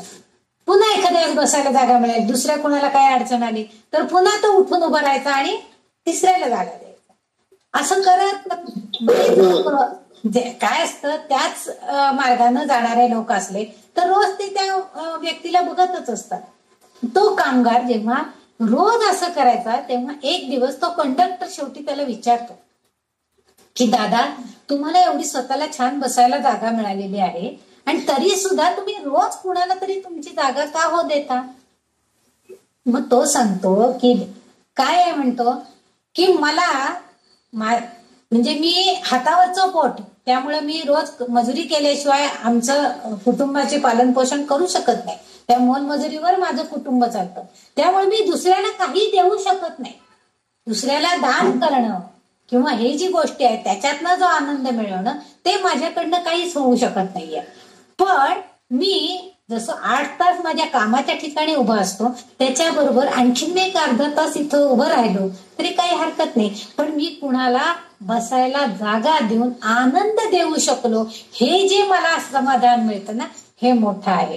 म्हणजे त्याच्याजवळ काहीही नाहीये, परंतु देण्याची वृत्ती जी आहे ना, हे आध्यात्मिक ज्ञान आहे. आणि हे ज्ञान म्हणजे त्याला हे कळतंय की जे आपल्या जवळ आहे ते द्यावं. तुम्हाला काही त्याच्यासाठी खूप दानधर्म करायला पाहिजे अशी गरज नाही. त्याला समाधान ते बसणाऱ्या स्त्रीला, समजा एखादी लहान मुलाला घेऊन चढलेली स्त्री असेल गडबडीमध्ये, तर त्या बाळाला घेऊन बसायला मिळालं, बाई जागा तरी मिळाली मला, नाही तर धक्के खात अजून एवढ्या लांब केव्हा जायचं, असं ती स्त्री म्हणत असेल मनात. तेव्हा ती जी दुआ, ते जे एक प्रकारचं जे त्याच्याविषयी वाटणारी करुणा, कृतज्ञता आहे, ती त्याला कुठंतरी पुढच्या आयुष्यामध्ये उपयोगी पडते. ही आहे आध्यात्मिक संपत्ती. आणि ही देण्याचं काम आपल्याला ही ललितांबिका करते. म्हणून इथं तिचं रमा हे नाव आहे. भौतिक संपत्ती देतेच, पण आध्यात्मिक संपत्ती ही देण्याचा प्रयत्न ती करते. त्यामुळे तुमच्यावर नक्कीच कृपा होते आणि तुम्ही निश्चितपणे आनंद मिळवू शकता. अशी ही विष्णूची पत्नी रमा, असा इथं अर्थ अभिप्रेत आहे. पुढचं जे नाव आहे ते राकेंदू वदना. आता राकेंदू वदना हे जे आहे, ह्याच्यामध्ये तेजपूर्ण असं चंद्राप्रमाणे, इंदू म्हणजे चंद्र इथं अर्थ आहे, आणि चंद्राप्रमाणे जिचं मुख आहे, ज्या चेहऱ्याची तुलना पौर्णिम इंदू पूर्ण राकेंदू वदन म्हणजे मुख, म्हणजे तिचं जे मुख आहे तिच्या चेहऱ्याची तुलना पौर्णिमेच्या चंद्राशी केली गेलेली आहे. आणि पौर्णिमा ही जी तिथी आहे दोषरहित असते. पूर्ण चंद्र त्या दिवशी असतो, म्हणजे चंद्राला कुठेही तिथं बाधा नसते. पूर्ण बिंबानं तो चमकत असतो आणि आसमंत, त्यामुळं आपोआपच त्या चंद्रप्रकाशानं आसमंत उत्साहवर्धक झालेलं असतं. आणि त्यावेळेला चंद्रबिंबामध्ये साम नावाची शक्ती, शाश्वत शक्ती एक अवतीर्ण झालेली असते म्हणा, किंवा शाश्वत शक्ती तिथं असते. आणि ती शाश्वत कला त्रिपुर सुंदरी या नावामध्ये, त्रिपुर सुंदरीच्या रूपामध्ये असते.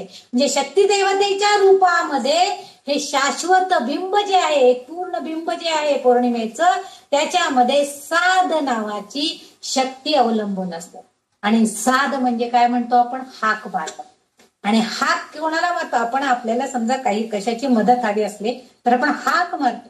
आणि त्या शक्तीला जर आपण हाक मारली की बाई मला आज अमुक एकीची गरज आहे, काही करून ही माझी गरज आज भागली पाहिजे, नाहीतर माझं हे काम पूर्ण होणार नाही, असं जेव्हा आपण, म्हणजे त्या चंद्रबिंबाच्या मध्ये ती त्रिपुर सुंदरीची शक्ती त्याच्यामध्ये अवतीर्ण झालेली असते. त्यामुळं पौर्णिमेला आपण जे काही आराध्य देवतेचं किंवा या ललिता देवीचं जी काही उपासना करतो त्याचं जास्त फल आपल्याला मिळतं. जास्त काही त्याच्यासाठी आपल्याला कुठलीही आवाहन वगैरे करण्याची सुद्धा गरज नसते, कारण वातावरणामध्ये त्या संपूर्ण चंद्रप्रकाशानं आसमंत सगळं उत्साहवर्धक झालेलं असतं. आणि आपण आवाहन वगैरे विधीही न करता सुद्धा आपल्याला तिची कृपा प्राप्त होते. कारण हे पूर्ण चंद्रबिंब म्हणजे साक्षात श्रीचक्र, श्रीयंत्र जे आपण म्हणतो, गोल बिंबामध्ये, गोल आकारामध्ये असतं, त्याच्यामध्ये त्रिकोण आणि द्वार वगैरे असतात, फुलं आकार पाकळ्या असतात. हे जे श्रीयंत्र जे आहे, श्रीचक्र जे म्हणतो आपण त्याला, ते श्रीचक्र म्हणजेच चंद्रबिंब आहे.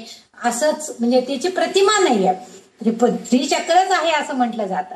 आणि म्हणून आपण जर काही स्तोत्र पठण त्या दिवशी केलं, येथे आपल्याला पंचदशाक्षरी मंत्रामधलं क ए ल रिम या वाग्भवकुटातील ई अक्षर आहे त्यावर असणारा एक जण मगाशी आपण रीमकारी हा जो शब्द अभ्यासला त्याच्यामध्ये त्याच्यावर असणारा जो बिंदू आहे रीम या अक्षरावरचा तो म्हणजे हा पौर्णिमेचा जणू चंद्र आहे, पौर्णिमेचा चंद्र असणारा आहे असं म्हटलं जातं. आणि असाही उल्लेख या कामकलेमध्ये केलेला आहे. आता हे पुढं कामकला म्हणजे काय हे पुढं आपल्याला आणखीन नावांमध्ये कळणार आहे. तरी इथं ह्या राकेन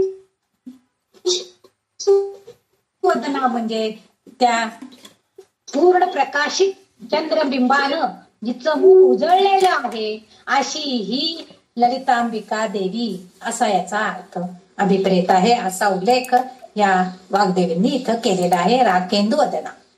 पुढचं जे नाव आहे 315 नंबरचं नाव आहे रतिरूपा. आता रतिरूपा म्हणजे कामदेवाची पत्नी रती ही अतिशय सौंदर्यवान, रतिरूप म्हणजे अतिशय सौंदर्यवान स्त्री, रतीचं सौंदर्य लाभलेली स्त्री. आता इथं रतिरूपा आहे म्हणजे सुद्धा आमची ललितांबिका सुद्धा सौंदर्याची खाणच आहे. त्यामुळे ती रतिरूपामध्ये म्हणजे सुंदर रूपामध्ये सौंदर्यवान असलेली अशी आहे. आणि प्रेम म्हणजे प्रेमदेवाची मन्मथाची पत्नी म्हणजे कामदेवाची पत्नी म्हणूनही तिची ओळख आहे. म्हणजे बघा ती प्रत्येक रूपामध्ये शक्ती स्वरूपिणी ही तिथं प्रत्येक ठिकाणी आहे. प्रेमाची देवता म्हणून पण ती आहे, ती रतिरूपामध्ये पण आहे, कामदेवाची पत्नी म्हणून पण तीच आहे. म्हणजे मागच्या दोन नामांमध्ये आपण बघितलंय की ती बीज रूपामध्ये ती उत्पत्ती झालेली आहे. रीम या नावामध्ये पण आहे. ह्या नामामध्ये तिची प्रत्यक्ष कृती दिसते.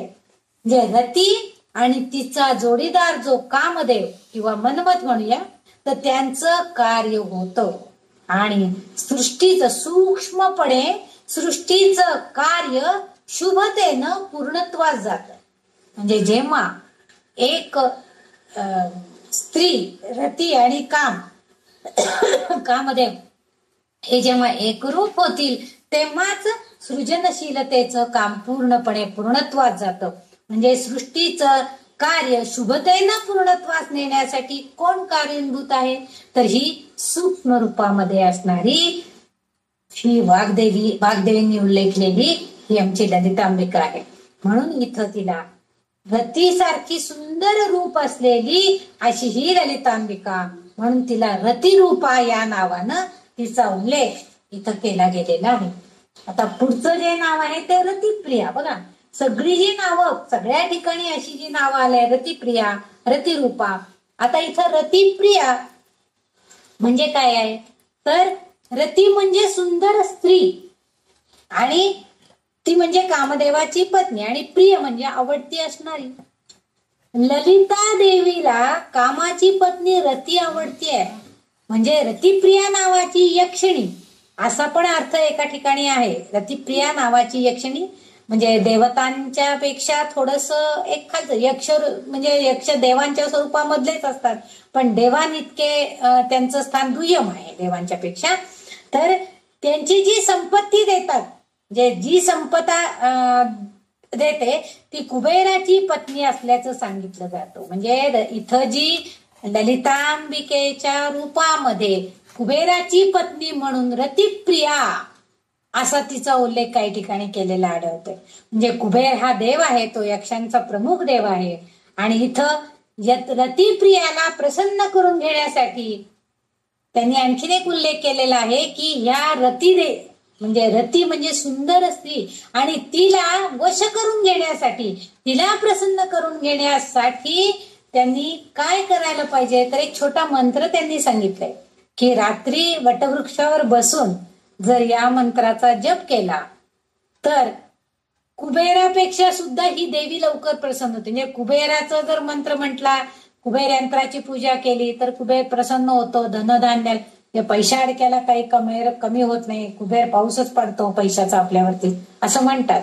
परंतु ही जर रतिप्रिया या स्वरूपामध्ये असणाऱ्या या ललितांबिकेचा जर आपण तो जप केला छोट्या मंत्राचा तर ती कुबेरापेक्षा सुद्धा आपल्याला लवकर प्रसन्न होते आणि ती संपत्ती देते असं म्हटलं जातं. म्हणजे बघा, ती स्त्री देवी असल्यामुळं, म्हणजे मातृरूपामध्ये असल्यामुळं ती भक्तांवर लगेच कृपा करते. तसं कुबेर नाहीये, कुबेर जरा उशीर करतो.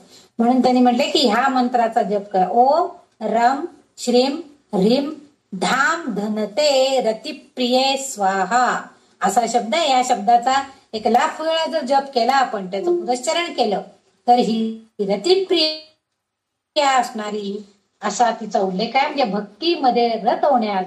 आता इथं भक्त म्हणजे भक्ती आवडणारी असा अर्थ सुद्धा त्याच्यामध्ये घेता येतो आपल्याला. म्हणजे ज्या ललितांबिकेला आपल्या भक्तांची भक्ती आवडते, त्या भक्तीमध्ये रत असणारे आपले भक्त आवडतात, म्हणून ती रतिप्रिया अशा नावानंही तिचा उल्लेख आहे. म्हणून तिला भक्त आवडतायत, म्हणून ती रतिप्रिया या नावानं इथं वाग्देवींनी उल्लेखलेले आहेत. जे दोन्ही अर्थ आहेत की सुंदर अशा स्त्री, कामदेवाची पत्नी, कुबेराची पत्नी असणारी रती आणि रतिप्रिया, आणि इथं ही भक्त आवडणारी. कारण भक्तांनी जी भक्ती केलेली आहे ललितांबिकेची, त्या भक्तीला अनुसरून ती त्या भक्तांना प्रिय होतीये, म्हणून ती भक्तिप्रिया असाही अर्थ आहे. रतिप्रिया म्हणून आहे. म्हणजे भक्त तिला आवडतात. आपली भक्ती करणारे भक्त नक्कीच त्या ललिता देवीला आवडणारे आहेत, कारण ती मातृदेवता आहे. पुढचं जे नाव आहे 317 नंबरचं नाम आहे ते रक्षाकरी. आता रक्षाकरी नावामध्येच अर्थ आहे. रक्षा म्हणजे रक्षण करणं, रक्षण करणे, रक्षणकर्त्री. करी म्हणजे करणारी, रक्षा करणारी, रक्षण करणारी असा अर्थ आहे. ती रक्षण करते म्हणून ती रक्षा करते. आता इथं रक्षा म्हणजे संस्कृतमध्ये रक्षा म्हणजे राख अशा अर्थी सुद्धा एक अर्थ आहे. आता विशिष्ट अग्निविधींमध्ये आपण बघा, आपण जेव्हा या ललिता सहस्त्रनामाच्या स्तोत्राचा अर्थ समजून घ्यायचा पहिल्यांदा ठरवलं, त्यावेळेस आपण सुरुवातीचे तिचे ध्यानाचे श्लोक जेव्हा अभ्यासले, तेव्हा त्याच्यामध्ये त्यांनी एका श्लोकाच्या अर्थामध्ये सांगितलं होतं. आणि जो पंचदशाक्षरी मंत्र जे सांगितलाय, त्या मंत्राचा जर आपण पंचदशाक्षरी मंत्राचा श्लोकाचं 108 वेळा जर आपण पठण केलं आणि त्याची राख म्हणजे उद्बत्ती लावून आपण ते पठण केलं आणि ती राख एखाद्या व्याधी निर्माण असणाऱ्या एखाद्या व्यक्तीला लावली, तर ती व्याधी बरी होते. म्हणजे ती काय असती, उद्बत्तीच्या काडीतून पडणारी राख असते, पण ती कशी होती, ती रक्षा करणारी होते. जे तिचं रक्षण करणारी, म्हणजे त्या व्याधीपासून रक्षण करणारी, त्याला व्याधीपासून दूर करणारी अशी ती रक्षा म्हणजे राख असते. म्हणून विशिष्ट अग्निविधीमध्ये किंवा यज्ञांमध्ये सुद्धा औषधी वनस्पती देखील असतात. म्हणजे बऱ्याच वेळेला आपण काही होम हवनामध्ये काही विशिष्ट द्रव्य, विशिष्ट हवन पदार्थ त्याच्यामध्ये हवन केलं जातं, त्याच्यामध्ये समर्पित केले जातात. तेव्हा या सगळं अग्नीच्या साह्यानं या सगळ्याची जळून राख झालेली असते. परंतु ती राख कधी कधी ह्या समजा देवी चंडी याग झालेला असेल, त्या चंडी यागाची जर राख असेल, राख इथं आपण त्याला विभूती म्हणूया किंवा त्याला आपण काय म्हणतो आपण त्याला का शब्दात ना, तर त्या ती जी रक्षण करणारी जी विभूती आहे म्हणूया, तर त्या विभूतीची जर आपण थोडी आपल्याकडे घेऊन आलो आणि ते जर रोज कपाळाला लावलं तर बाहेर पडताना वगैरे, तर आपल्या भोवती त्याचं कवच येतं. ती विभूती आपलं रक्षण करते. आणि तसं काही वेळेला त्या एखादे तांत्रिक मांत्रिक जे लोक असतात ते सुद्धा, किंवा काही चांगले हे पूर्वीचे वैद्य लोक वगैरे असायचे, ते सुद्धा विशिष्ट प्रकारच्या औषधी वनस्पतींची राख निर्माण करून त्याचा एक तावीज गळ्यात करून घालायचे. म्हणजे ती राख त्या पेटीमध्ये बंद करायची आणि तो तुमच्या गळ्यात घालायला द्यायचे आणि सांगायचे की हे तुम्ही तो गळ्यात परिधान केला की तुमचं त्या रोगापासून संरक्षण, म्हणजे तो रोग जो बळावलेला आहे त्यापासनं तुमचं निवारण होईल, तुमचं त्याच्यापासून संरक्षण कवच तुमच्या भोवती निर्माण होईल असं सांगा. म्हणजे संरक्षणाच्या हेतून त्या व्यक्तीनं तो ताबीज परिधान करायचा असायचा. म्हणजे इथं सुद्धा राख जी आहे तो राख म्हणजे संरक्षण कवच आहे, असाही अर्थ इथे एक अभिप्रेत असलेला दिसून येतो. पूर्वी अस्तित्व, आता आणखी एक गोष्ट आहे. पूर्वी काय असायचं? पूर्वी अस्तित्वात असलेल्या व्यक्तीचे नश्वर अवशेष या अर्थाने ती राख म्हणजे संहारक आहे. म्हणून आपण काय करतो, आपल्याकडे म्हणतात रक्षा विसर्जनाला जायचंय, राख विसर्जनाला जायचा असा शब्द आपण कधी म्हणत नाही. जेव्हा व्यक्ती मृत होती तेव्हा म्हणतात आज त्यांची रक्षा विसर्जनाला जायचंय. ती जी नश्वर देहाची जी राख आहे ती आपण एखाद्या पाण्यामध्ये किंवा एखाद्या संगमाच्या ठिकाणी विसर्जित करत असतो. पण हीच राख एखाद्या विभूतीची, म्हणजे एखादा जो ऋषितुल्य व्यक्ती असेल त्याच्या देहाची जरी राख असेल तरी ती राख जर आपण आपल्या भोवती किंवा आपल्या जवळ ठेवली तर कधी कधी ती आपल्याला संरक्षक म्हणून उपयोगाला येते. असं सुद्धा म्हणजे संरक्षक कवच म्हणून ती इथं वापरली जाते. म्हणून इथं तिचं नाव रक्षा करी, रक्षण कर्त्री असं संबोधन तिचं वापरलेलं आपल्याला दिसून येतं. म्हणून आपण कुठल्याही तीर्थस्थानाला गेलो, कुठल्याही आपल्या ऋषी गुरुदेवतेंच्या ठिकाणी गेलो तर आपण तिथून जे अंगारा आणतो तो अंगारा म्हणजे काय असतो तर तिथं जे केलेला यज्ञयाग किंवा काही केलेलं होम हवन ह्यापासनं निर्माण झालेली जी एक रक्षा आहे ती रक्षा तिथं त्या अंगारा म्हणून ठेवलेली असते. आपण पुडीमध्ये बांधून घेऊन येतो आणि घरी आल्यावर सगळ्यांना लावतो. किंवा काही जण रोज पण ऑफिसला जाताना तो अंगारा लावून जाणारे असतात. मंत्रालयाला वगैरे गेले तर ते विशिष्ट तऱ्हेची विभूती, त्याला एक प्रकारचा वास पण येत असतो आणि त्यामुळं आपल्या भोवती कवच निर्माण होतं. आपण दुष्ट चक्रामधून किंवा दुष्ट प्रभावापासून, दुष्टांच्या दुर्जनांच्या आपण त्याच्यापासून आपलं संरक्षण केलं जातं. म्हणून इथं तिला रक्षा करी असं संबोधन वापरलेलं आहे. म्हणून आपण तिचं नामस्मरण करून जरी आता समजा ललिता सहस्त्रनाम स्तोत्र आपण वाचलं तर तो वाचल्यावरती रोज काय आपण कुंकुमार्चन करू शकत नाही, पण ऍटलिस्ट निदान एक उदबत्ती लावून जरी आपण म्हटलं आणि ती राख आपल्या स्वतःला आणि आपल्या घरातल्यांच्या सगळ्यांच्या कपडाला लावलं तर एक प्रकारचं कवच आपल्या भोवती निर्माण होतं. कारण ही ललिता देवी जी आहे ही संरक्षण करणारी आहे असा इथं अर्थ अभिप्रेत आहे.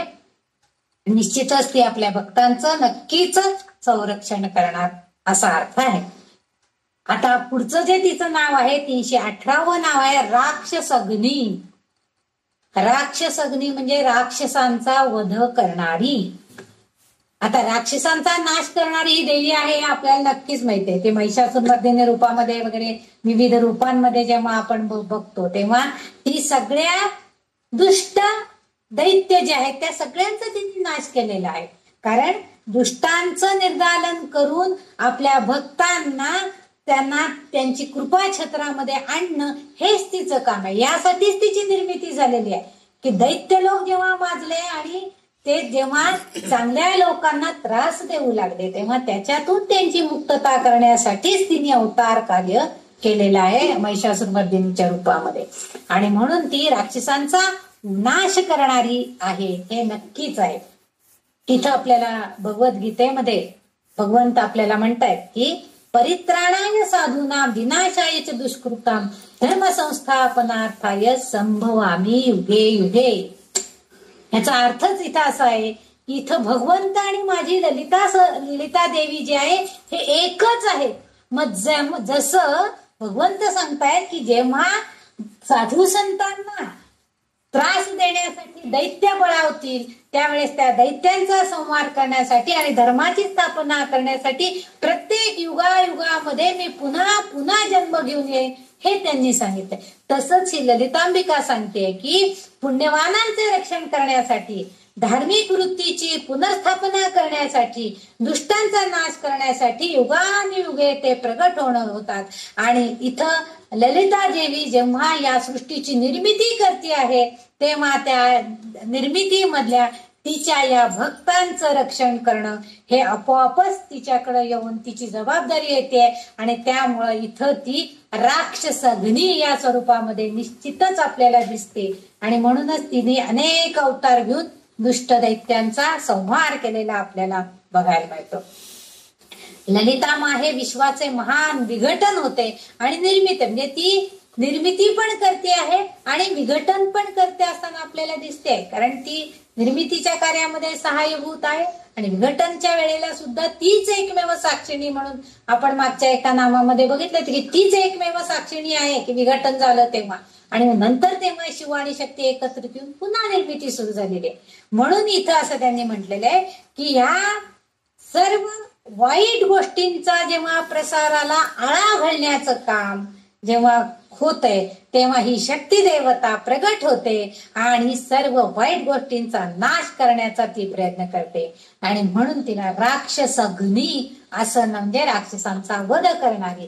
आता इथं राक्षस म्हणजे दैत्य, आता पूर्वीच्या काळी सारखे दैत्य राहिलेले नाहीयेत, पण आत्ताच्या दुष्ट प्रवृत्ती म्हणजे आता भ्रष्टाचार किंवा इतर ज्या वाईट गोष्टी समाजामध्ये आपल्याला घडलेल्या दिसत आहेत या सगळ्यांवरती आळा घालण्याचं काम ही ललितांबिका आपल्या म्हणजे ती स्वतः काही करत नाही हो, आपल्यालाच सांगते की तू हे कार्य कर, तुझ्या हातनं हे होईल म्हणजे निदान ह्या कार्याला आळा बसेल.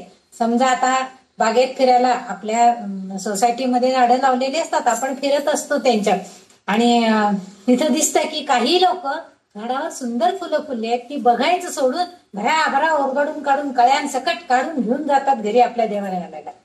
अरे पण त्या देवांना ती ओरबडून देणाऱ्या त्या कळ्या ज्या आहेत त्या कळ्या तोडून तुम्ही काय चांगली गोष्ट करताय. अशी दुष्ट कृत्य करण्यापासून आपण त्यांना आळा घालतो की आपण सांगायला पाहिजे. त्यावेळेस ही ललिता देवी आपल्याला प्रवृत्त करते, मग आपण त्याला समजावून सांगण्याचं काम केलं पाहिजे. ठीक आहे तुम्ही फुलं नेताय ना, फुलं न्या, निदान पूर्ण फुललेलं फुल न्या, कळ्या तोडू नका, एवढं सांगण्याचं काम आपण करू शकतो. म्हणजे दुष्ट प्रवृत्तीला आळा घालण्या साध्या साध्या गोष्टींमध्ये आहे. दुष्ट आपण लिफ्ट मधनं जात असतो, लिफ्ट मध्ये जाताना लगेच पंखा लावायचा, आत जायचं, वरती गेलो की पंखा बंद करायचा, विसरून जायचं. पण ह्याला आळा घालण्याचं काम आपण करू शकतो. म्हणजे आपण म्हणू शकतो की अरे पंखा बंद करा बरं का उतरताना, हे सांगण्याचं काम. दोन शब्द बोलायचे आहेत, उतरलात की पंखा बंद करा बरं का, वरती पोहोचलात की पंखा बंद, एवढं सांगण्याचं काम करायचं. त्यांनी केलं नाही केलं ते त्यांच्याच आहे, त्यांचं कृत्य आहे ते. आपलं कृत्य काय आहे, आपल्याला सत्प्रवृत्तीनं वागायचं ती शिकवते. म्हणजे त्या दुष्ट प्रवृत्तींपासून आपल्याला लांब जायचं, प्रवृत्त करण्याचं काम ही ललितांबिका करते. त्यामुळे इथं तिचं जे हे नाव आहे राक्षसाग्नी हे अगदी योग्य असलेलं आपल्याला दिसून येते. आता ह्या श्लोकामधलं शेवटचं जे नाम आहे ते म्हणजे रामा. रामा रमण लंपटा असं नाव आहे तिचं. रामा आणि रमण लंपटा अजून दोन नाव आहेत. आता इथं रामा ह्या शब्दामध्ये आपण राम या नावाचा आधी थोडासा विचार करू. आता श्रीराम प्रभू हे आपल्या सगळ्यांना माहिती आहे. श्रीराम प्रभू आपण सगळेजण ओळखतो, कारण आपण म्हणतो की काय राम नाहीये, काय त्या ताईंचं काही ऐकायला नको, काही सांगत बसतात, एवढीच आपण आपला वेळ घालवतो. काही राम नाही, त्या काही चांगलं सांगत नाही असं आपण म्हणतो.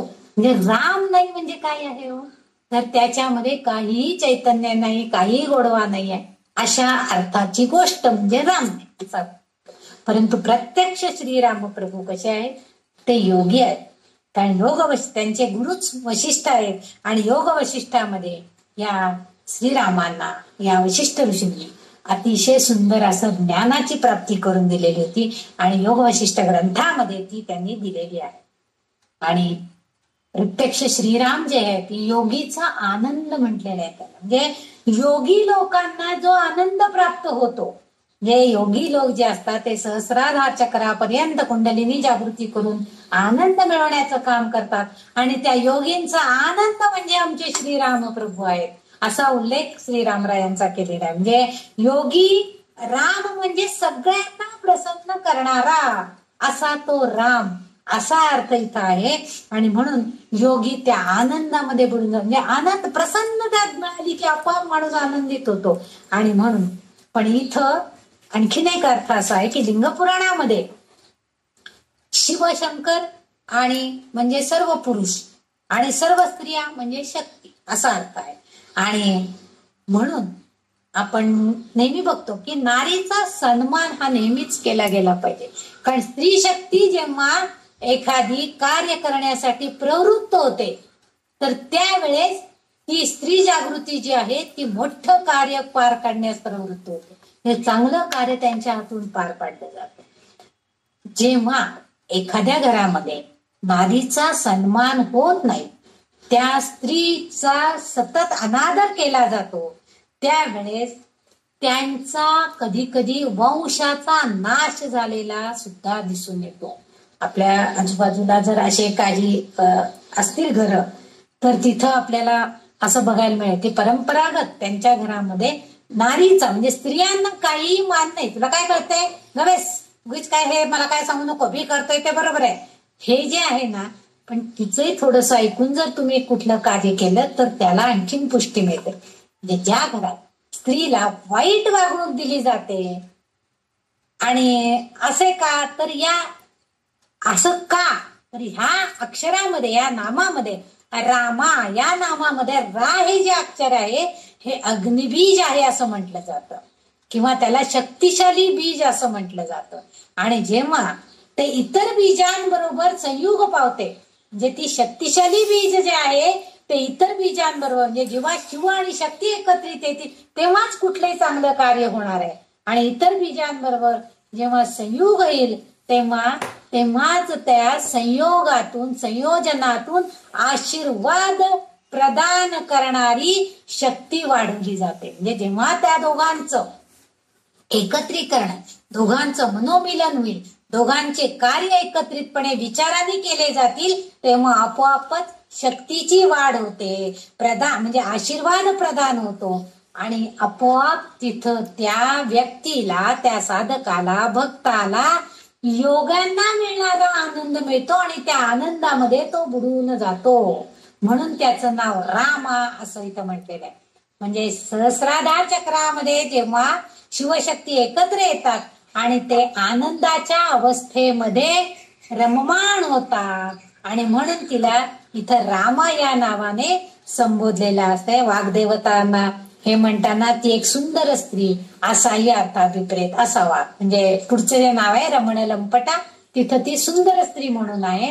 परंतु ह्या नामामध्ये या रामा या नावामध्ये स्त्री शक्तीचा सन्मान करणं अशा अर्थानं अभिप्रेत आहे. कारण त्या राम असणं म्हणजे सर्व काही आनंद असणं असा अर्थ आहे. आणि तो आपल्याला प्राप्त व्हायचा असेल तर आपण ह्या ललितांबिकेची कृपा संपादन करण्यासाठी आशीर्वाद प्राप्त करून घेण्यासाठी रामा हे जे शक्तिबीज आहे हे आपल्यामध्ये संक्रमित केलं पाहिजे की ज्या योगे आपल्याला आशीर्वाद प्राप्त होईल.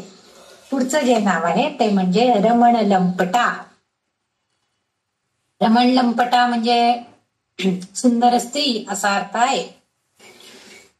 मागील नावाचा आधार जर थोडासा आपण घेतला तर असं दिसतं की शिवपत्नी सहस्राधार चक्रामध्ये शिवाबरोबर आनंदित होऊन सुखाचे वैवाहिक सुखाचे क्षण उपभोगत असते. हे त्या दोघांचं मिलन हे सहस्राधार चक्रामध्ये म्हणजे त्या शिव आणि शक्ती या दोघांचं मिलन जेव्हा होतं तेव्हा सुखाचे क्षण आनंदाचे क्षण जी उपभोगत असते. म्हणजेच इथं ती स्त्री रूपामध्ये असणारी ललिता आपल्या स्त्रियांना त्यांच्या पतींना समर्पित भावनेने एकरूप होण्यास सांगतात. म्हणजे आपल्याला एक चांगल्या प्रकारचा संदेश देण्याचं काम सुद्धा ही ललितांबिका आपल्याला करते. म्हणजे त्या जेव्हा आपण पतीच्या सानिध्यात असतो त्यावेळेस आपल्याला आनंदानं त्या लपेटून घेण्याचा म्हणजे आपल्याला त्यावेळेस आनंद मिळवायचा. पती सानिध्यामध्ये आपण राहणं म्हणजे आपल्याला आनंद मिळवून घेणं आहे. म्हणून इथं रमण याचा अर्थ इथं रमण लंपटा असा जो शब्द आहे रमण म्हणजे येथे पती किंवा शिवस्वरूप असणं आणि लंपट म्हणजे एक रूप होणं असाही अर्थ अभिप्रेत असलेला दिसतो. हे लपेटून घेणं, लंपट होणं म्हणजे काय, लपेटून घेणं, ते आपल्यामध्ये मिसळून घेणं असा अर्थ आहे. म्हणून पतीशी आनंदात रत होणं, त्याच्या सहवासामध्ये सदैव आनंदात राहणं आणि त्यातच आनंद मानणारी ही श्रीदेवी ह्या रमण लंपटा या नावानं वाग्देवींनी इथं उल्लेखली गेलेली आहे. म्हणून इथं आपण तिला रमण लंपटा या नावानं ओळखतोय आणि हे तिचं नाव अगदी सार्थ आहे. आपणही सगळ्या स्त्री शक्तीनं हे लक्षात ठेवलं पाहिजे की आपणही स्वतःही आनंदात राहायचे आणि इतरांनाही आनंद देण्याचा प्रयत्न करायचा आहे आणि त्या आनंदामध्ये आपल्याला लपेटून घ्यायचंय. जेव्हा आपण कौटुंबिक सुखामध्ये आनंदात असू तेव्हा आपण समाजाला किंवा इतरांना आनंद देण्याचं कार्य करू शकतो. जी स्त्री नाराज असते ती कुठलंही काम चांगलं करू शकत नाही, आपोआपच तिथं नैराश्याचं सगळं वारं निर्माण होतं. म्हणून इथं वाग्देवींनी या ललितांबिकेच्या स्वरूपामध्ये आपल्याला हे सांगितलेलं आहे की ती रमण लंपट आहे, आनंद देणारी आहे आणि ती आपल्याला सुद्धा तोच संदेश देण्याचा प्रयत्न करते. तिच्या या स्वरूपामध्ये आपणही सगळ्या जणी तशाच आनंदामध्ये राहण्याचा प्रयत्न करूया. आज आपण इथंच थांबूया. पुढच्या श्लोकाचा अर्थ आपण उद्या बघूया.